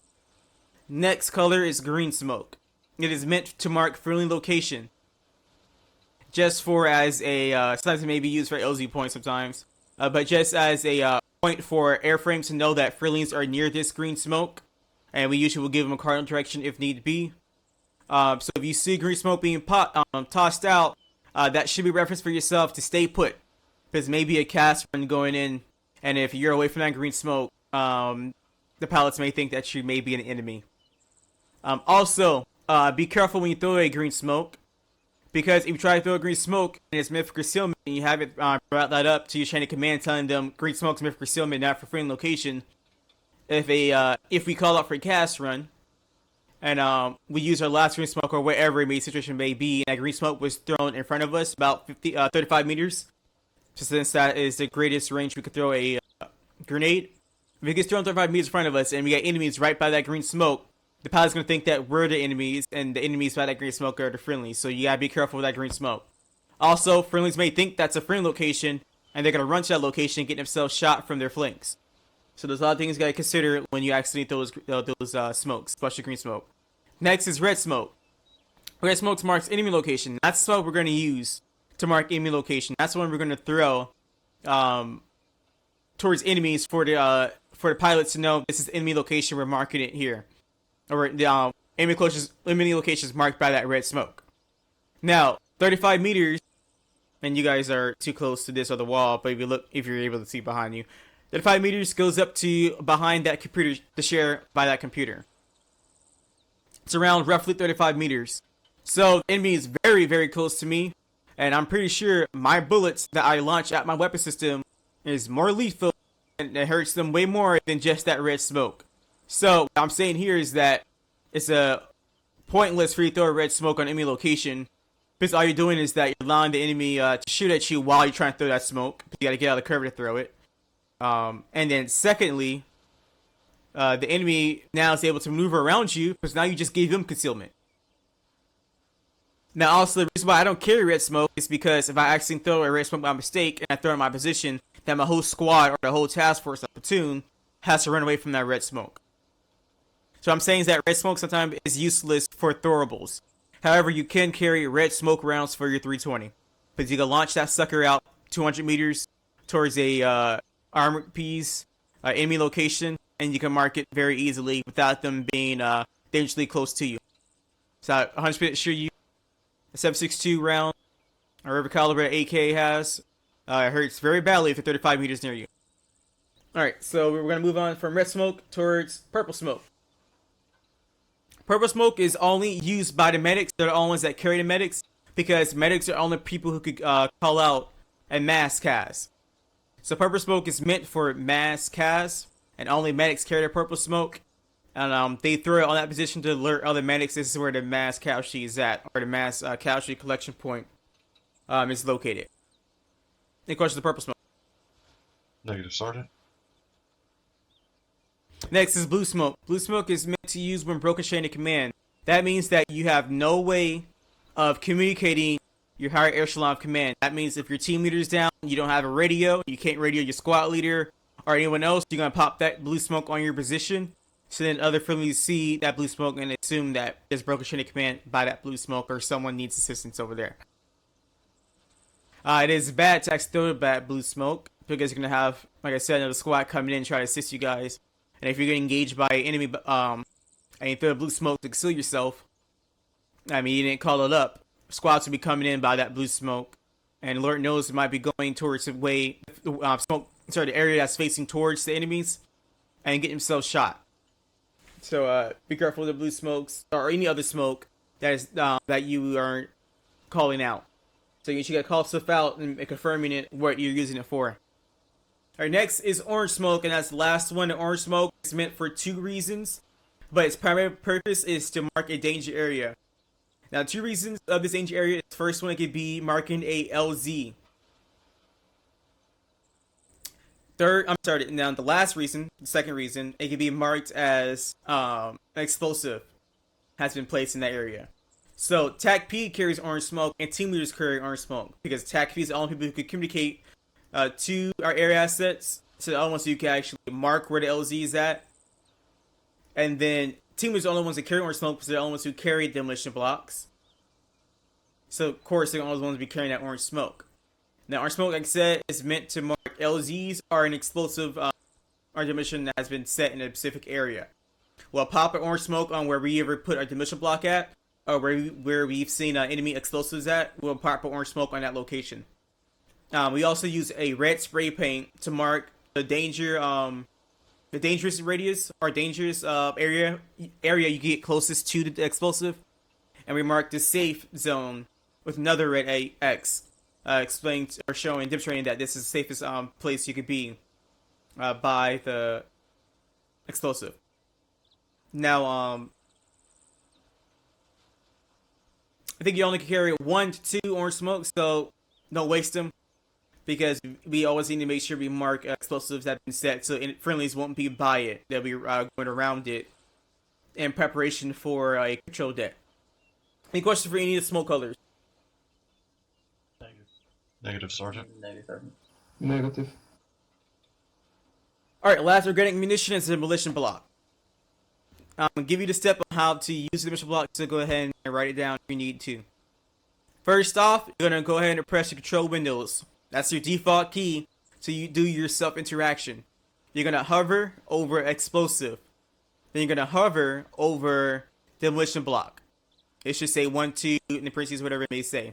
But you're going to hover over the demolition block, and you're going to release. You're going to let go of your control windows key, and then it should be placed in your hand. Now, automatically, you're going to see a couple options in the center of your screen saying place, rotate, cancel. you're gonna walk towards you want to put that demolition block on. Sometimes you can attach it to certain items. Most times you can only drop it on the ground. You're gonna face it to where you want to drop it or place it, and you're gonna press your left mouse button to place it. You can rotate it by using your scroll wheel. Now to cancel it, you just press your right mouse button. You're gonna place it on the ground or on wherever you need to attach it to. Once it's placed, then you're gonna look at the demolition block. You're gonna use now your Windows key, only Windows key, and that should be your interaction key. But Windows key is the default interaction key. You're gonna hover over the demolition block, and then you're gonna go towards where it says set explosive. Then you're gonna hover over M57 firing device or whatever firing device you may have. Maybe you might have the M152 clicker, whichever firing device you have. You hover over that, and then you're going to release. Do not set a timer. If you don't have a clicker, then that's just too bad. You're not accepting the demo block. We just give the extra demolition block to a friendly fire team leader.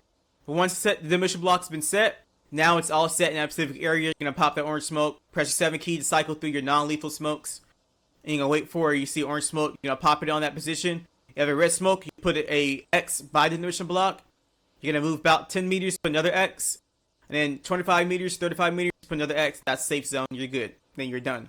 But don't worry about the red spray paint. Just put the orange smoke. We know how far away we should be. And then you wait for the order to blow it up. Now to blow it up, you're gonna use Control Windows, hover over explosive, go over detonate, and then you do detonate code 1, 2, 3, or detonate all. You may have multiple detonate codes based off of if you put more than one demolition block. The first one you place will be automatically detonate code 1, and then second one you place detonate code 2, and so on and so forth. Any questions on setting your demolition block? Negative, sorry. Negative. Alright, so now to cycle through your non-lethal grenades, you're gonna press your 7th key. That's the key above your Yankee and uniform key on your keyboard. Cycle through your lethal grenade. Now it would be your M67 fragmentation grenade and your M84 stun grenade. You're gonna press your 6th key. That is above your Tango and Yankee key on your keyboard. Any questions on how to cycle through your lethal and non-lethal grenades? Negative. Alright, yes? 6 is lethal, 7 is non-lethal. No. Yes. 6 is lethal, 7 is non-lethal. Yes, you're correct. Okay. Alright, Alright, next. This is something very important for you to use when using your smoke grenades. Everyone go ahead and stand up. It looks like someone fell asleep over there. Their heads are a little behind. Scroll wheel to stand up. Alright. Press shift kilo. Left shift kilo. Do you see something pop up on your left hand side of your screen? Yep. Alright. Yeah. It's an arrow with dot. That basically tells you the wind direction and wind speed. Self-explanatory. Any questions with that? Negative, Sergeant. Alright. So we're going to use it for the most effective screening as possible if we need to conceal ourselves or screen an area. So, say we're about 35 meters in front of this screen in front of us, right? So just imagine we're a bit further, not as close as we are right now. And we need a one of our elements or friendly elements, we could be a team, it could be a squad, whatever, get to push to this bunker position. So pretend the screen's a bunker. Then push towards the bunker, and I'm gonna say that this center screen's a bunker. So we need a friendly element to move to that bunker because it is mowing us down, but we need to conceal it from it seeing our eyes from either we need to fall back or we need to flank towards, like I said. So we need to conceal it effectively, right? So let's say the wind is going to our right and it's going about one knot, okay? About that. So where should we throw the smoke at to conceal that screen, or aka the bunker?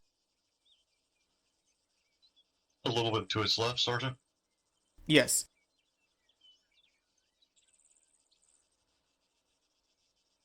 Somewhere around there is where we're going to throw that smoke to effectively screen the bunker. Now, smoke do bounce, so be careful of that. So sometimes you might not want to throw it exactly on a bunker, but a little bit in front of the bunker so it can bounce to where it needs to effectively be. Now, if the wind was going about 3 knots, then we'll throw it somewhere around here or over here. So the wind will pick it up and it'll conceal the whole area. So with the wind speed is a little bit strong, that helps us out a lot when throwing smoke. However, it hurts us beyond 500 meters with our rifles because the wind will pick up the bullet and move it to a little bit to the right. Any questions? Negative, sir. No, sorry. Negative. Alrighty, then move on towards your rates of fire, so basic engagement techniques. And then we'll go over your basic optics. So you guys can sit back down if you need to. Alright. Alright, so we got 3 rates of fire with your M4A1. First of all, let me explain this real quick. The M249 and M240 Bravo, you're only going to be doing burst fire for the whole time you're using that weapon system. You're not going to be doing single shots, you're doing burst fire. You don't know the reason why. Suppression. Very- Accuracy. Yep. And So- preventing, blowing through all your fucking ammo at Yep. once. So burst fire, because it's for suppression, accuracy, and along with that, it's a weapon system that's only meant for, like I said, suppression. So you're not going to be using one single round to suppress somebody. It doesn't keep a person's head down. But if you do throw about 3 or 5 rounds, that keeps a person's head down for a while. Every 1 to 2 seconds, you do 3 to 5 round bursts, keep their heads down until you got to reload. And it's always a good thing having another friendly or buddy machine gun next to you, because then y'all could be talking guns forever without having to allowing the enemy to keep their heads up. Alright, so moving on from there, we got, like I said, the 3 rates of fire for our M4A1. These rates of fire are very effective. The reason why we're teaching you this, and I'm telling you this right now, is because we could use this to conserve our ammo as much as possible, as we could only carry a maximum of 10 magazines when you get into a billet. You can only carry a maximum of 10 magazines, so here's a way to conserve all that ammo throughout 3 hours into an operation. For the maximum 3 hours into an operation. First up, rate of fire is sustain our effective firing. Sustain our effective firing is that what you'd be doing is you're launching about 1 round every 2 to 3 seconds. So you're going to be on semi-automatic firing mode, and you're going to be launching 1 round every 2-3 seconds. Now, if we're going to relate this based off the how close the threat is, we're going to be using this fire mode from a maximum engagement range of an area target, which is what? 600? Yeah, 600 meters. And we're going to use that down to 400 meters. That's when we're going to use Saner Effective, because they're a little bit further away, so we need to be able to get our accuracy as much as possible. So we're going to shoot 1 round, refocus, get our sights back on the target again, and then adjust yourself from how far the target is. If our rounds hit a little bit to the right or left, whatever you need to do to adjust yourself, and you're going to re-engage target again. However, besides engaging target based off of distance, like I said, 1 round every 2-3 seconds. Now we're going to move on next to rapid. Rapid, you're going to do double taps every 2 to 3 seconds. Now, we're just increasing the rate of fire, but not the distance between launching between those rates. However, like I said, we're increasing our rate of fire. And if we were going to judge this based off distance of the threat is about 200 meters. So that within our effective engagement range, so we're going to engage with, like I said, 200 meters. Now, lastly, is cyclic. And to do cyclic, you're going to press that button key, you're going to switch to your automatic firing mode, and then you're going to do about 3 to 5 round bursts, just as the AR does. And you're going to do this for every 1 to 2 seconds. So every 1 to 2 seconds, shoot. I'm sorry, I think I just cut off from there. Every 1 to 2 seconds, you're going to shoot 3 to 5 round bursts on the on the automatic firing mode. Now, if we're judging this based off the distance of how far a target is, 200 meters or less, that target is getting dangerously close, so we need to put that target down as quick as possible. Alright, any questions with the rates of fire? Negative, Sergeant. Negative, Sergeant. Alright, let's see here. Alright, at all times, whenever we're engaging any infantry, armored vehicles, gun trucks, anything of sort of nature, we always gotta remember that we need to engage the greatest threat first. Let's go ahead and put this into a scenario. We're all in the line, we're defending a position, we got a squad about 300 meters away, and we have an RPG gunner about 400 meters. I'm sorry, no, let's do this. Squad about 200 meters away, we have an RPG gunner about 250 to 300 meters away. Who we engage first? The squad or the single RPG gunner? RPG. Yes, definitely. RPG. They love to use their rockets and waste their ammo, so they like to use that because they know that they can't get us very closely, so they got to use that rocket, which you take out most of us within the one rocket. So we engage the RPG gunner first. Now we have a BTR 100 meters, and you got a squad 50 meters in front of you. Who you engage first? The squad, because they're right on fucking top. Yep.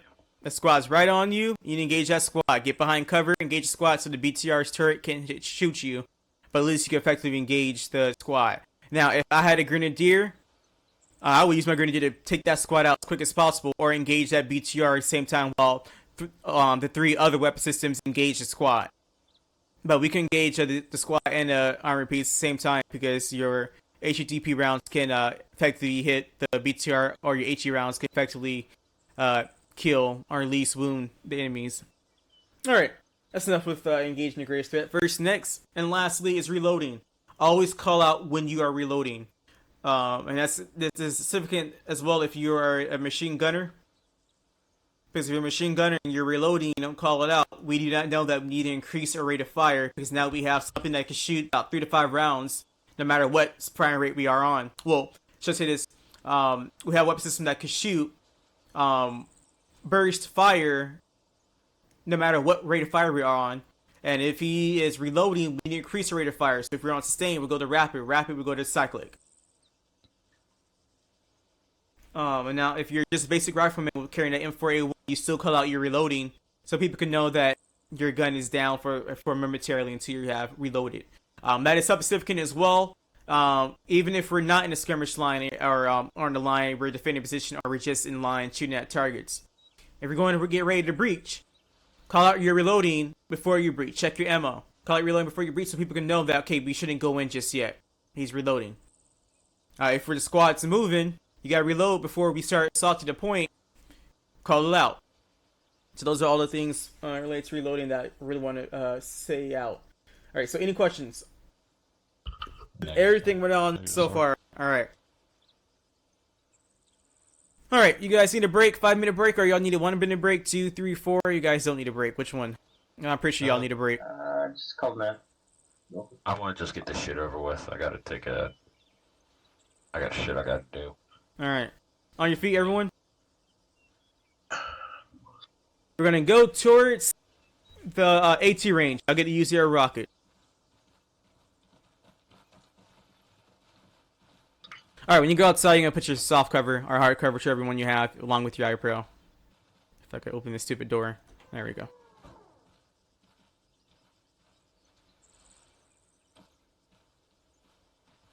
When we get over there, drum. Say what? So when we get over there, I'll get you a loadout. Roger that. Alright, 5 of you follow me. Think Drum's gonna get himself a loadout. Alright, let's go ahead and go assemble ourselves at the assembly area. Close the door real quick. Just keep moving. Keep going forward. Alright, come over here. This assembly area. This is our staging area, I should say. This is the place you're gonna be at every single time. Whenever we're about to go out to the range. Alright, to the field. So I want you all to go ahead and sit down one behind each other. So in the file. Computers. Not in a line. Go ahead, Neil. No, not sit down. I meant to say Neil, I'm sorry. A rifleman loadout. Yep, one behind each other, very close. Alright, there you go. we can fix the straightness of the line sooner than later. Alright, this is, like I said, this is what you can be going in. Usually the line, I'm starting that line. The file would be about 4 men each. Like white it out for some. So one line, I'm sorry, one file would be 4 guys, and the other file on the left or right would be 4 guys. Since there's only 6 of you now, I have no idea. tomorrow, Thursday on day 2, we just have 2 files of 3 guys, and we'll do it that way. And that'll be one team would be Alpha, one team would be Bravo. So this is what something we call about PCC. We'll go over PCC on day 2, but this is what you're gonna be doing whenever we're staging and getting ready to go out to the range. Everyone understands? Yes, sir. Sergeant. At all times, our rifles should always be either on our hands or on our slinged on our back, and the magazines should at all times never be in the chamber.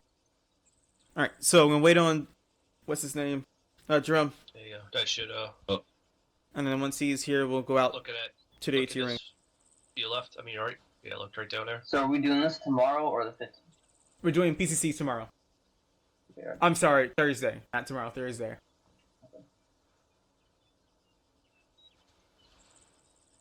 What's the command for slinging?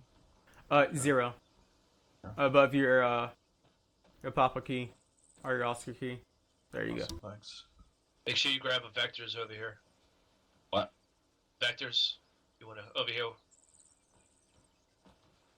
Right there. Akar McCoy is do you see it as well? The weapons range complex. Affirm. All right. Got it. God damn this thing.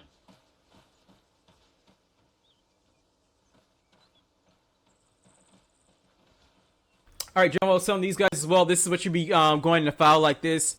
Every time we go out to the range or out in the field, usually it would be, since there's 6 of y'all, it would be 2 files of 3 guys.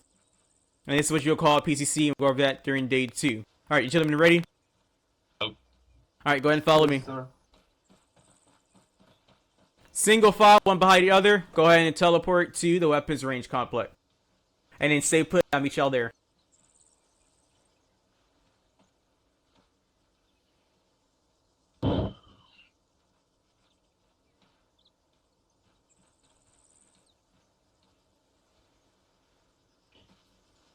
Yeah. All right. That's 5 of you and on the 6th one. Oh, there you are. All right, go ahead and follow me.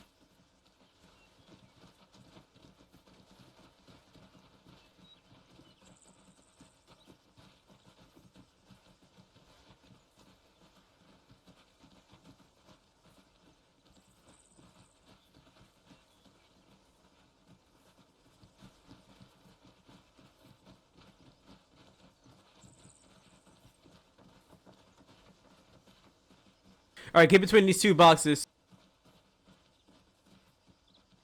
All right, earplugs in. Make sure your hard covers are on. If it's not, put it on. All right, something I want to go over before we continue, and that is your rates of fire and how they sound like. And then we'll go into the towards AT. All right, so first off is sustain or effective. This is how it sound like.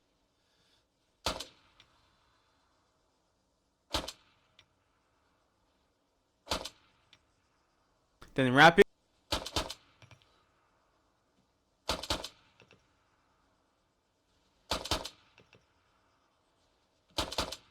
And I don't have no, I don't have the capabilities of going to automatic, but you press the Foxtrot key, and then you're gonna hold on to trigger, and then try to release about 3 to 5 rounds, and then wait about 1-2 seconds, and then re-engage. All right, I want everyone online next to each other.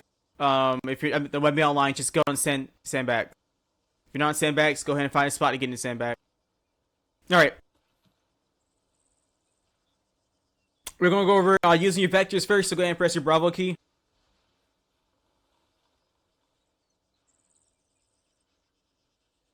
Perfect, Lester.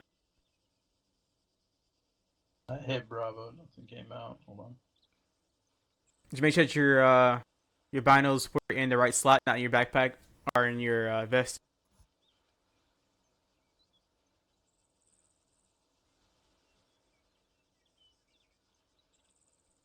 All right, there you go. All right, so basically this is what you're gonna do as a spotter if you're ranging out target for your AT gun, that mainly be your rifleman. Now, this is what you usually do if you're a grenadier, because grenadiers usually buddy teamed with the rifleman. So, I mean, we'll talk on that later on during day 2. So, this is what you're going to be doing as a spotter. You can spot an armored piece for the AT gunner. So, first things first, you can pull those binos by pressing your Bravo key, like I said before.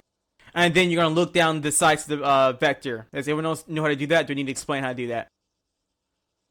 Alright, take it as a no. Alright, so when you're looking down the vectors, you should have a crosshair. So it should be red or black, and it should look like a cross. You're going to land that cross to whichever target you need to get a range and a bearing to. Any questions so far? Excuse me, any questions so far? Negative. Alright, so everyone look at this BTR right here. Oop, nope. There we go. I think it's a little iffy. Everyone see the BTR I'm looking at? I was pointing at? Roger that. Alright. Now, the BMP, the BTR has tracks, so, BTR has tires. So that's what I'm looking at. That's what I'm showing you guys right now. Alright, so everyone's looking at the BTR, correct? Alright, so, first is first, once you get the target, you acquired it, stuff like that, you're going to say BTR. And then you're going to get the bearing. So you're going to press the tab key and then release. It should give you a degree from your location. Did we do that? Did something pop up? Roger that. Alright, what's the bearing on that target? 120. 120? Roger that. Alright, everyone's going to have different bearings because we're not on the exact position as what I'm looking at. But it should be around 1, 2. And then either 0, 1, or 2. So we want around one of those. So now we got to range the bearing of the target. And we'll wait about 2 to 3 seconds to allow our gunner to find the target. So when I say BTR bearing 1, 2, 3. And then I'm going to give the range. Range, so to get it range, you're going to press the R key. Press and hold it, and then release. And you press the R key, you should see some that pops up that basically shows you, it should show you a red circle. Did you get that? Yes, Sergeant. Roger that. Alright, that is the range. You're going to say the range out in numbers separately, not by groupings. So 240 meters. 250 meters, whatever. So how far is that? Probably should be about around 300. Huh? 400, Sergeant. 400, alright. So we need to move that a little bit down. Alright, so it's about 400 meters. We're going to tell that to our AT gunner. So all in all, this is how it should look like all together. BTR, bearing. 1, 2, 3.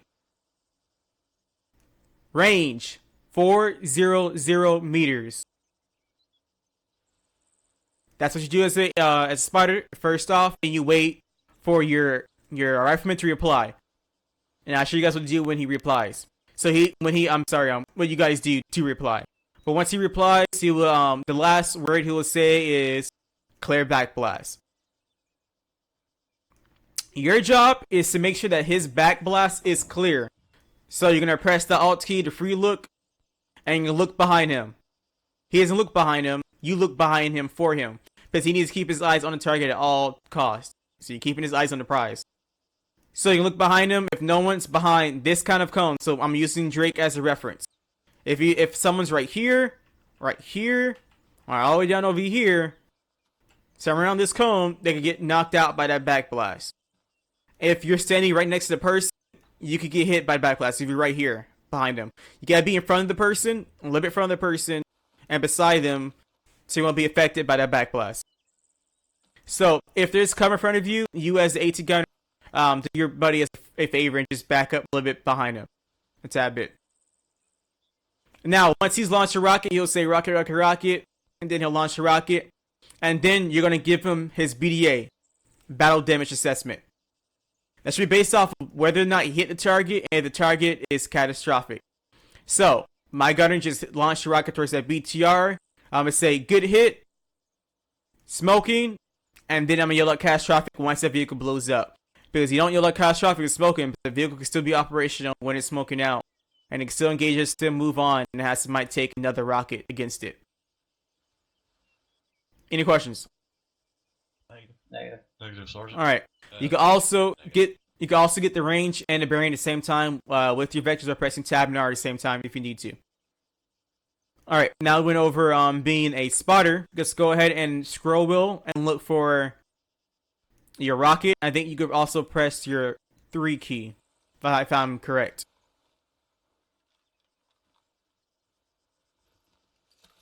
Nope, don't reload it just yet. Alright, some says, alright, so, automatically, you should automatically reload. So go ahead and reload. The reason I said don't reload just yet, I just want you guys to reload after I said that. Alright, so, we already know that there's an armored piece. You already said, hey, I need that rocket or whatever. So you're gonna reload your AT.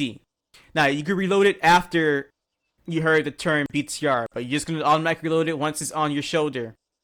The spotter's gonna yell out BTR bearing 1, 2, tree. So what you're gonna do is you're gonna either press your hotel key to get your micro dagger up, and on the bottom left hand screen you should see a number changing every time you move. Do you see that? Yes, Sergeant. All right. Now, if you don't know what to use the micro dagger, if you're confused, you can press and hold on to your kilo key. It should bring up your compass and it should give you a rough estimate, or you should be able to estimate on the bearing of the target. Everyone knows that? Alright. Alright, so you're going to look for the target. So I said BTR bearing 1, 2, 3. Then range 400. Once you hit the range, you're going to go ahead and press your page up button to bring up the range. Press page down to bring down the range. So you can basically allow you to zero in. You can only do this once the rocket is reloaded. Or loaded it. That's all I say, because you're not reloading it just yet. So does everyone range it up to 400 meters? But the highest you go to is 350, I believe, correct? Or is it 400? 400, alright. Oh, I gotta mess with my keys real quick. Sorry, just keeps free looking for some. Alright. It just keeps looking. Double tap. I am. Double tap Alt. Oh, double tap Alt. Yeah. Alright. Now he's just looking over his shoulder. Okay. So just write this down if you're not able to do it. Alright, so okay, a rocket's reloaded. From this point, you're gonna say AT prepped. You say AT prepped once you found a target and your rocket is ranged to the target. Now, if you are confused on which target to go to, you just say, you tell about this BTR right here, and if you're a spotter, you can point out for them as well. And to point, you press Shift tilde. Most times you don't point, because usually it'll be confusing for other people thinking they should bring attention to wherever you're pointing at, which is why we don't use pointing as a last resort, but always use that so we don't waste that rocket. So if you're confused on where to shoot it at, point it out. Make sure your spotter is, that's the one that your spotter was talking about. If you're a spotter, make sure that your AT gunner is looking at the right one that you spotted out. Alright, so if I see that my gunner has not say rocket prepped, and he's a little confusing, he's moving around, I'm just say this BTR right here. Once that's done, he'll say rocket prepped, and once he says rocket's prepped, then he'll say clear backblast. Now, do you look behind yourself? Do you clear your own backblast, or do you spotter clear your backblast? Your spotter clears your backblast. You keep your eyes on the target, so if it moves, you can still follow it. Once you hear backblast is clear, then you're gonna say rocket, rocket, rocket. Wait for a hot second, then launch your rocket. Now, if the backblast is not clear, you're gonna say it again. Clear backblast. This time it's not a question. It's demand. Well, this time it's not a statement. Now it's demand. If the person does not clear your backblast, or whoever's behind your backblast does not move, you are free to launch that rocket, because we rather ruin the person that's on that cone than having a BTR or a BMP or any armored piece take out the whole platoon. So you are free to use that rocket after the second call. And when your spotter says backblast not clear, you could go ahead and say rocket, rocket, rocket, then launch it. Any questions of being a spotter or a gunner? Negative, Sergeant. Negative. Sergeant. Alright, we split you guys up by buddy teams. Alright, Tutterenov and Drum, you guys will go on a date on the far left hand side. Briglin and Drum, you're in the center. Lester and Cone, you guys go to the right, next to this ramp, whatever you want to call it. If y'all miss, they have extra ATs in these launcher boxes. Alright, I said Briglin, and who else was the buddy team? Drum. So, come right here. You ready to do this? There you go. Make sure you guys on normal or whisper, but usually throughout combat and every time after day one. Spot first, shoot first. All right, 1 second, Sergeant Margiotta. I want to point out something real quick. You're gonna be on whisper or normal, so because we don't want to hear people keep saying clear backblast to each other. But at all times, you're gonna be on yelling when you say clear backblast. But for today, just be on whisper, okay? Everyone understood?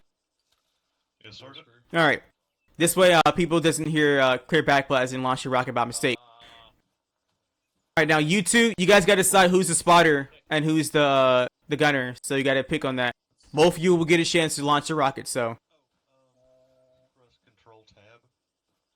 To go on whisper, you're gonna hold left control and tab to cycle. You'll see a speaker on the bottom right. DMP bearing 117. Range 356. I also forgot to point out that you can open up your sights by pressing the / button, which is right above your 8 key on your numpad of your keyboard. That should open up your sights bigger and allow you to see the target easier. You need to open up your sights. You can use the Roger that. / Clear back blast. Target is propped. Clear back blast. Rocket. Say this again. One of you has to be a spotter, or one of you have to be the gunner. Yeah, are we firing at the same one or You just pick a target for your gunner. Okay. Yep. No dismount. Alright. So at this point you wanna, as soon as that rocket fucking leaves, you wanna pull your rifle out. So if there is dismount, you're ready for it. What is the range? But we will not have any dismounts. Paper.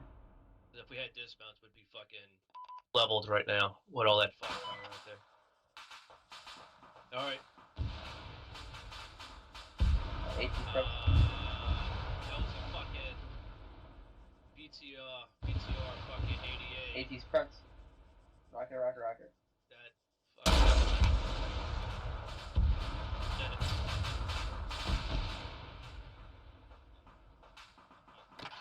Double. So your free look is Double tap alt.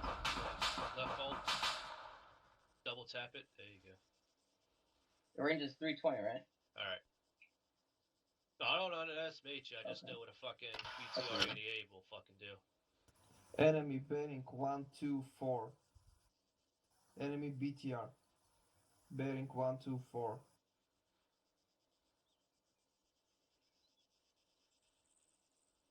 Distance rockets is are different. 393 meters. I can't hear you. Distance. Okay, whatever. I'm gonna break up that. Okay, I'm ready. Say again, Private Toto. I can't hear you. Distance 393.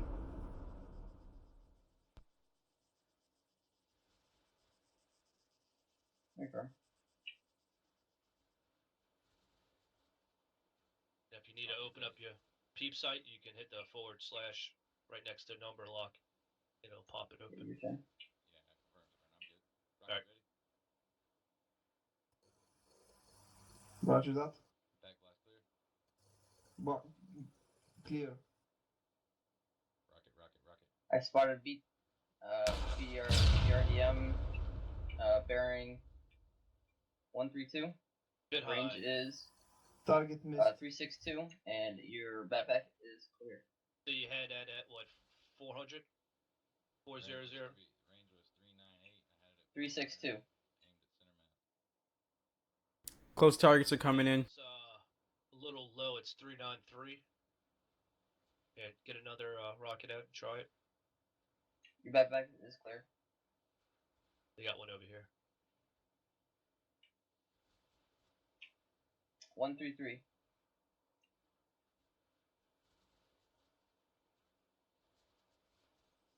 BRDM. Yeah, I'm not sure what kind of tank that is, but looks like a BRDM.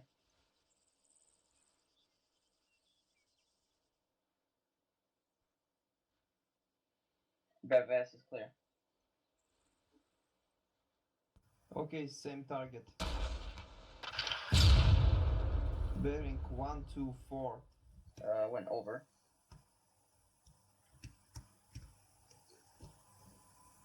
Distance 393 meters. Are you ready? He'll let you know when he's ready. Back Bass is clear. Back blast clear. Back glass clear. Degrees is 133. Back blast is clear. Range is 291. I have no clue how I'm missing that. I'm literally putting it dead center. You're You shot at the wrong BTR. yeah, you wanted the wrong PTR. You wanted to go to the left one. Apron. Well, my point's not working, so I can't point them out. I would. Yeah. My point's not working, so. Somehow PTR just moved. Over.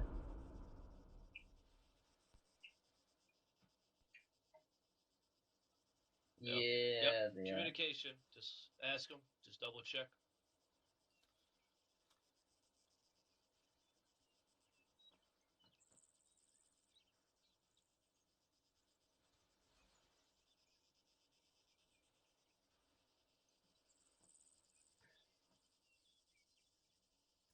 Okay, new target. Apron. Distance is 133. 130. Sorry. Range is 123 254. bearing. They're gonna keep trying to engage that same BTR. Distance is 276 meters. 130. They're gonna engage the greatest threat, which I is say the again. 3 vehicles closer. Bearing 123. Distance 276. Smoking. Back blast is clear. Rocket ready. Back glass clear. Clear. Rocket.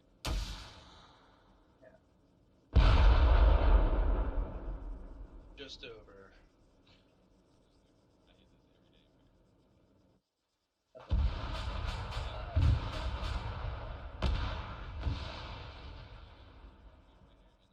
hit this every day, man. Okay.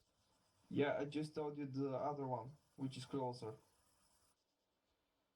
I brought him up closer. 276 meters. What did you have it at? 250? I had it at 300, and I based it at the bottom of the Apron. Can I shoot again? Be my guess. Go for it. Apron. Rocket. Hit every one of them and miss them here.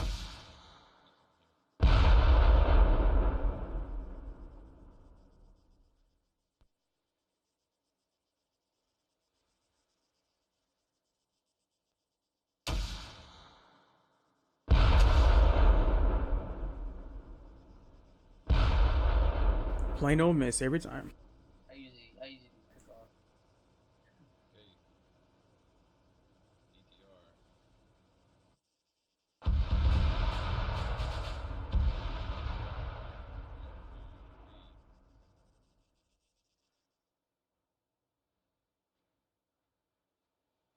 Distance 276 meters.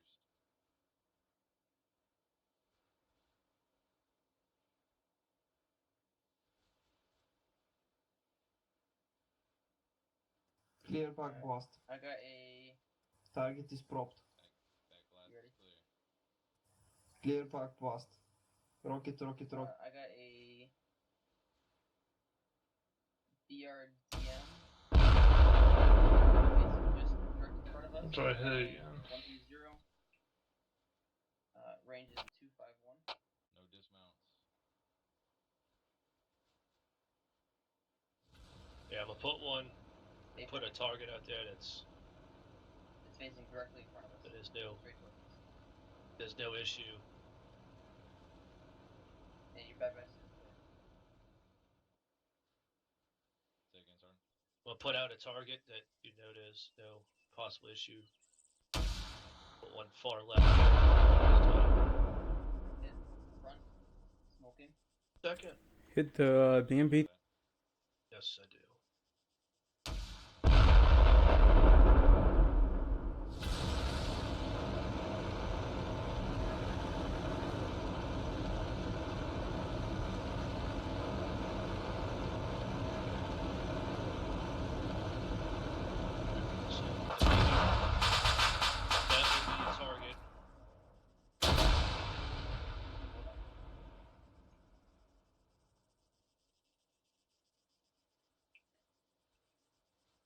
Okay, enemy BTR bearing 97. Distance 235. I repeat, distance 235. Yep. I say again, Rocket never left. repeat. A firm. Back blast is clear. Back blast clear. Rocket, rocket, Back rocket. blast is clear. Over. 6-2. About to be clear.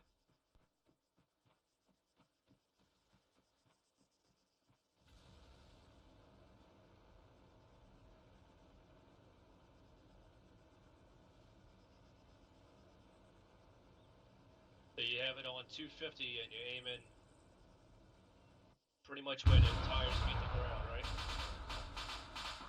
That is affirmative. One more time. Distance 235. Yep. Good distance.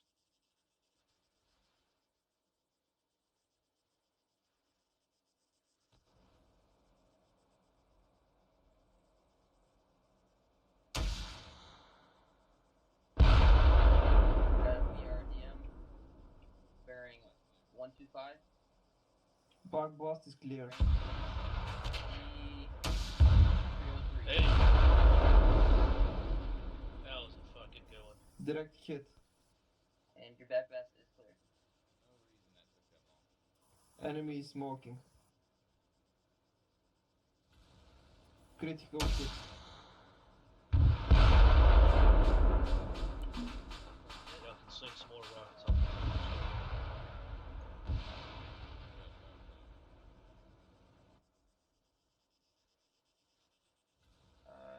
It was smoking.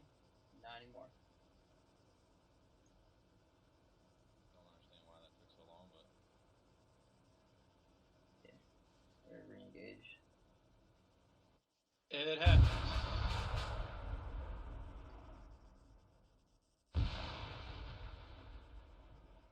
There you go. Oh. BRDM and a fucking BMP, whatever. can we try to get my point working real quick so I can point them out? Sure. So your shift and the tilde is not working. That little squiggly line next to your What is number it? 1 on the top. Yeah, there you go. What's the distance? Back vest clear.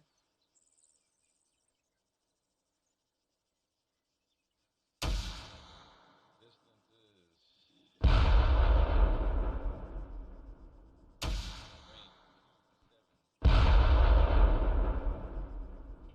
Repeat distance.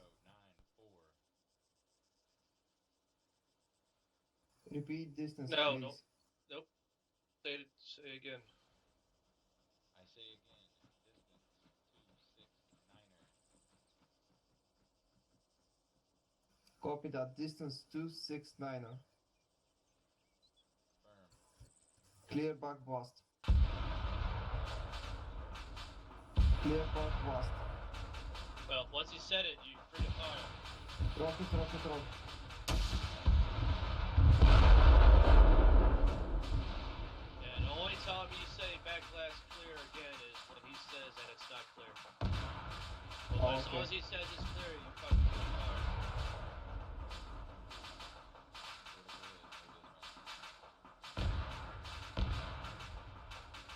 You wanna sling another one at that BRDO?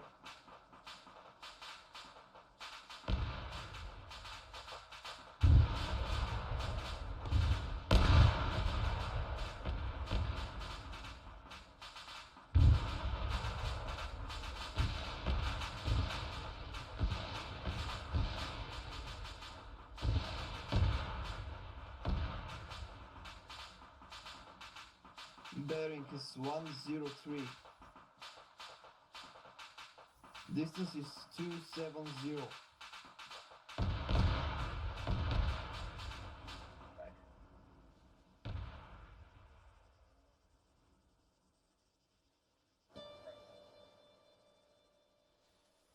Distance 270.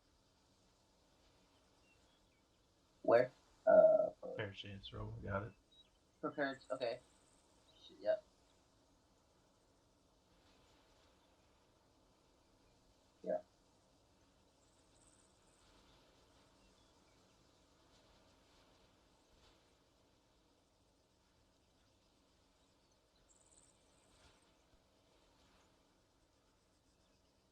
Okay.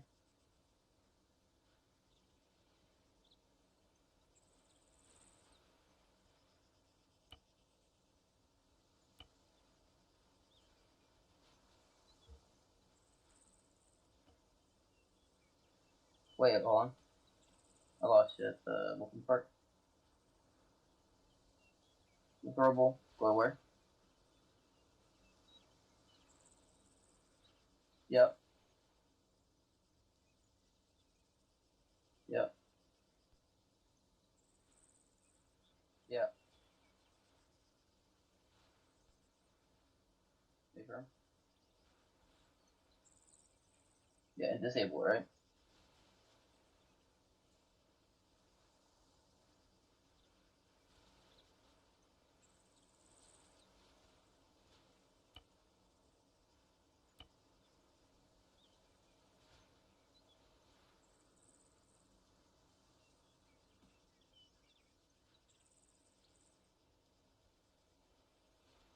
Now, is the ace cycling throw item the same thing as or the regular?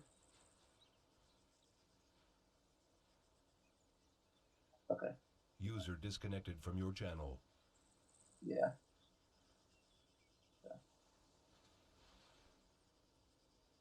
Cycle. Yeah.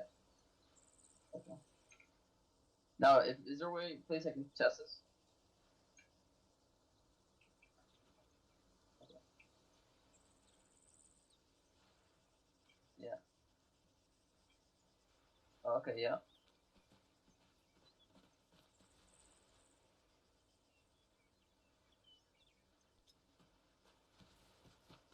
Okay.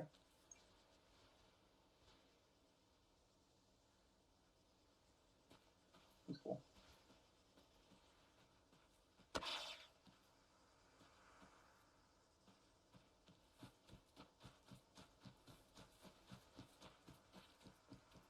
I ran it back in there. I should possibly maybe know with it. Okay.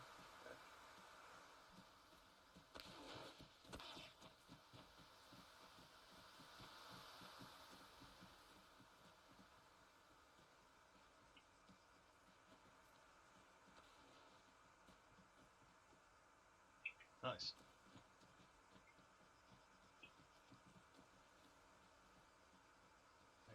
Negative, Sergeant. Sergeant Margiotta, can I speak with you about the radio again? Of course. Sergeant Smith, I think we're set.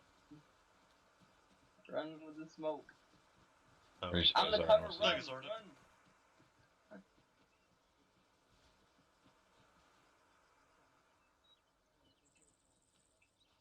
So you're gonna have your primary. Do you have like a? And then you're gonna click up to channel Okay. 2. User disconnected Yeah. from your channel. And you will make Because that the reason why I was a stuttering is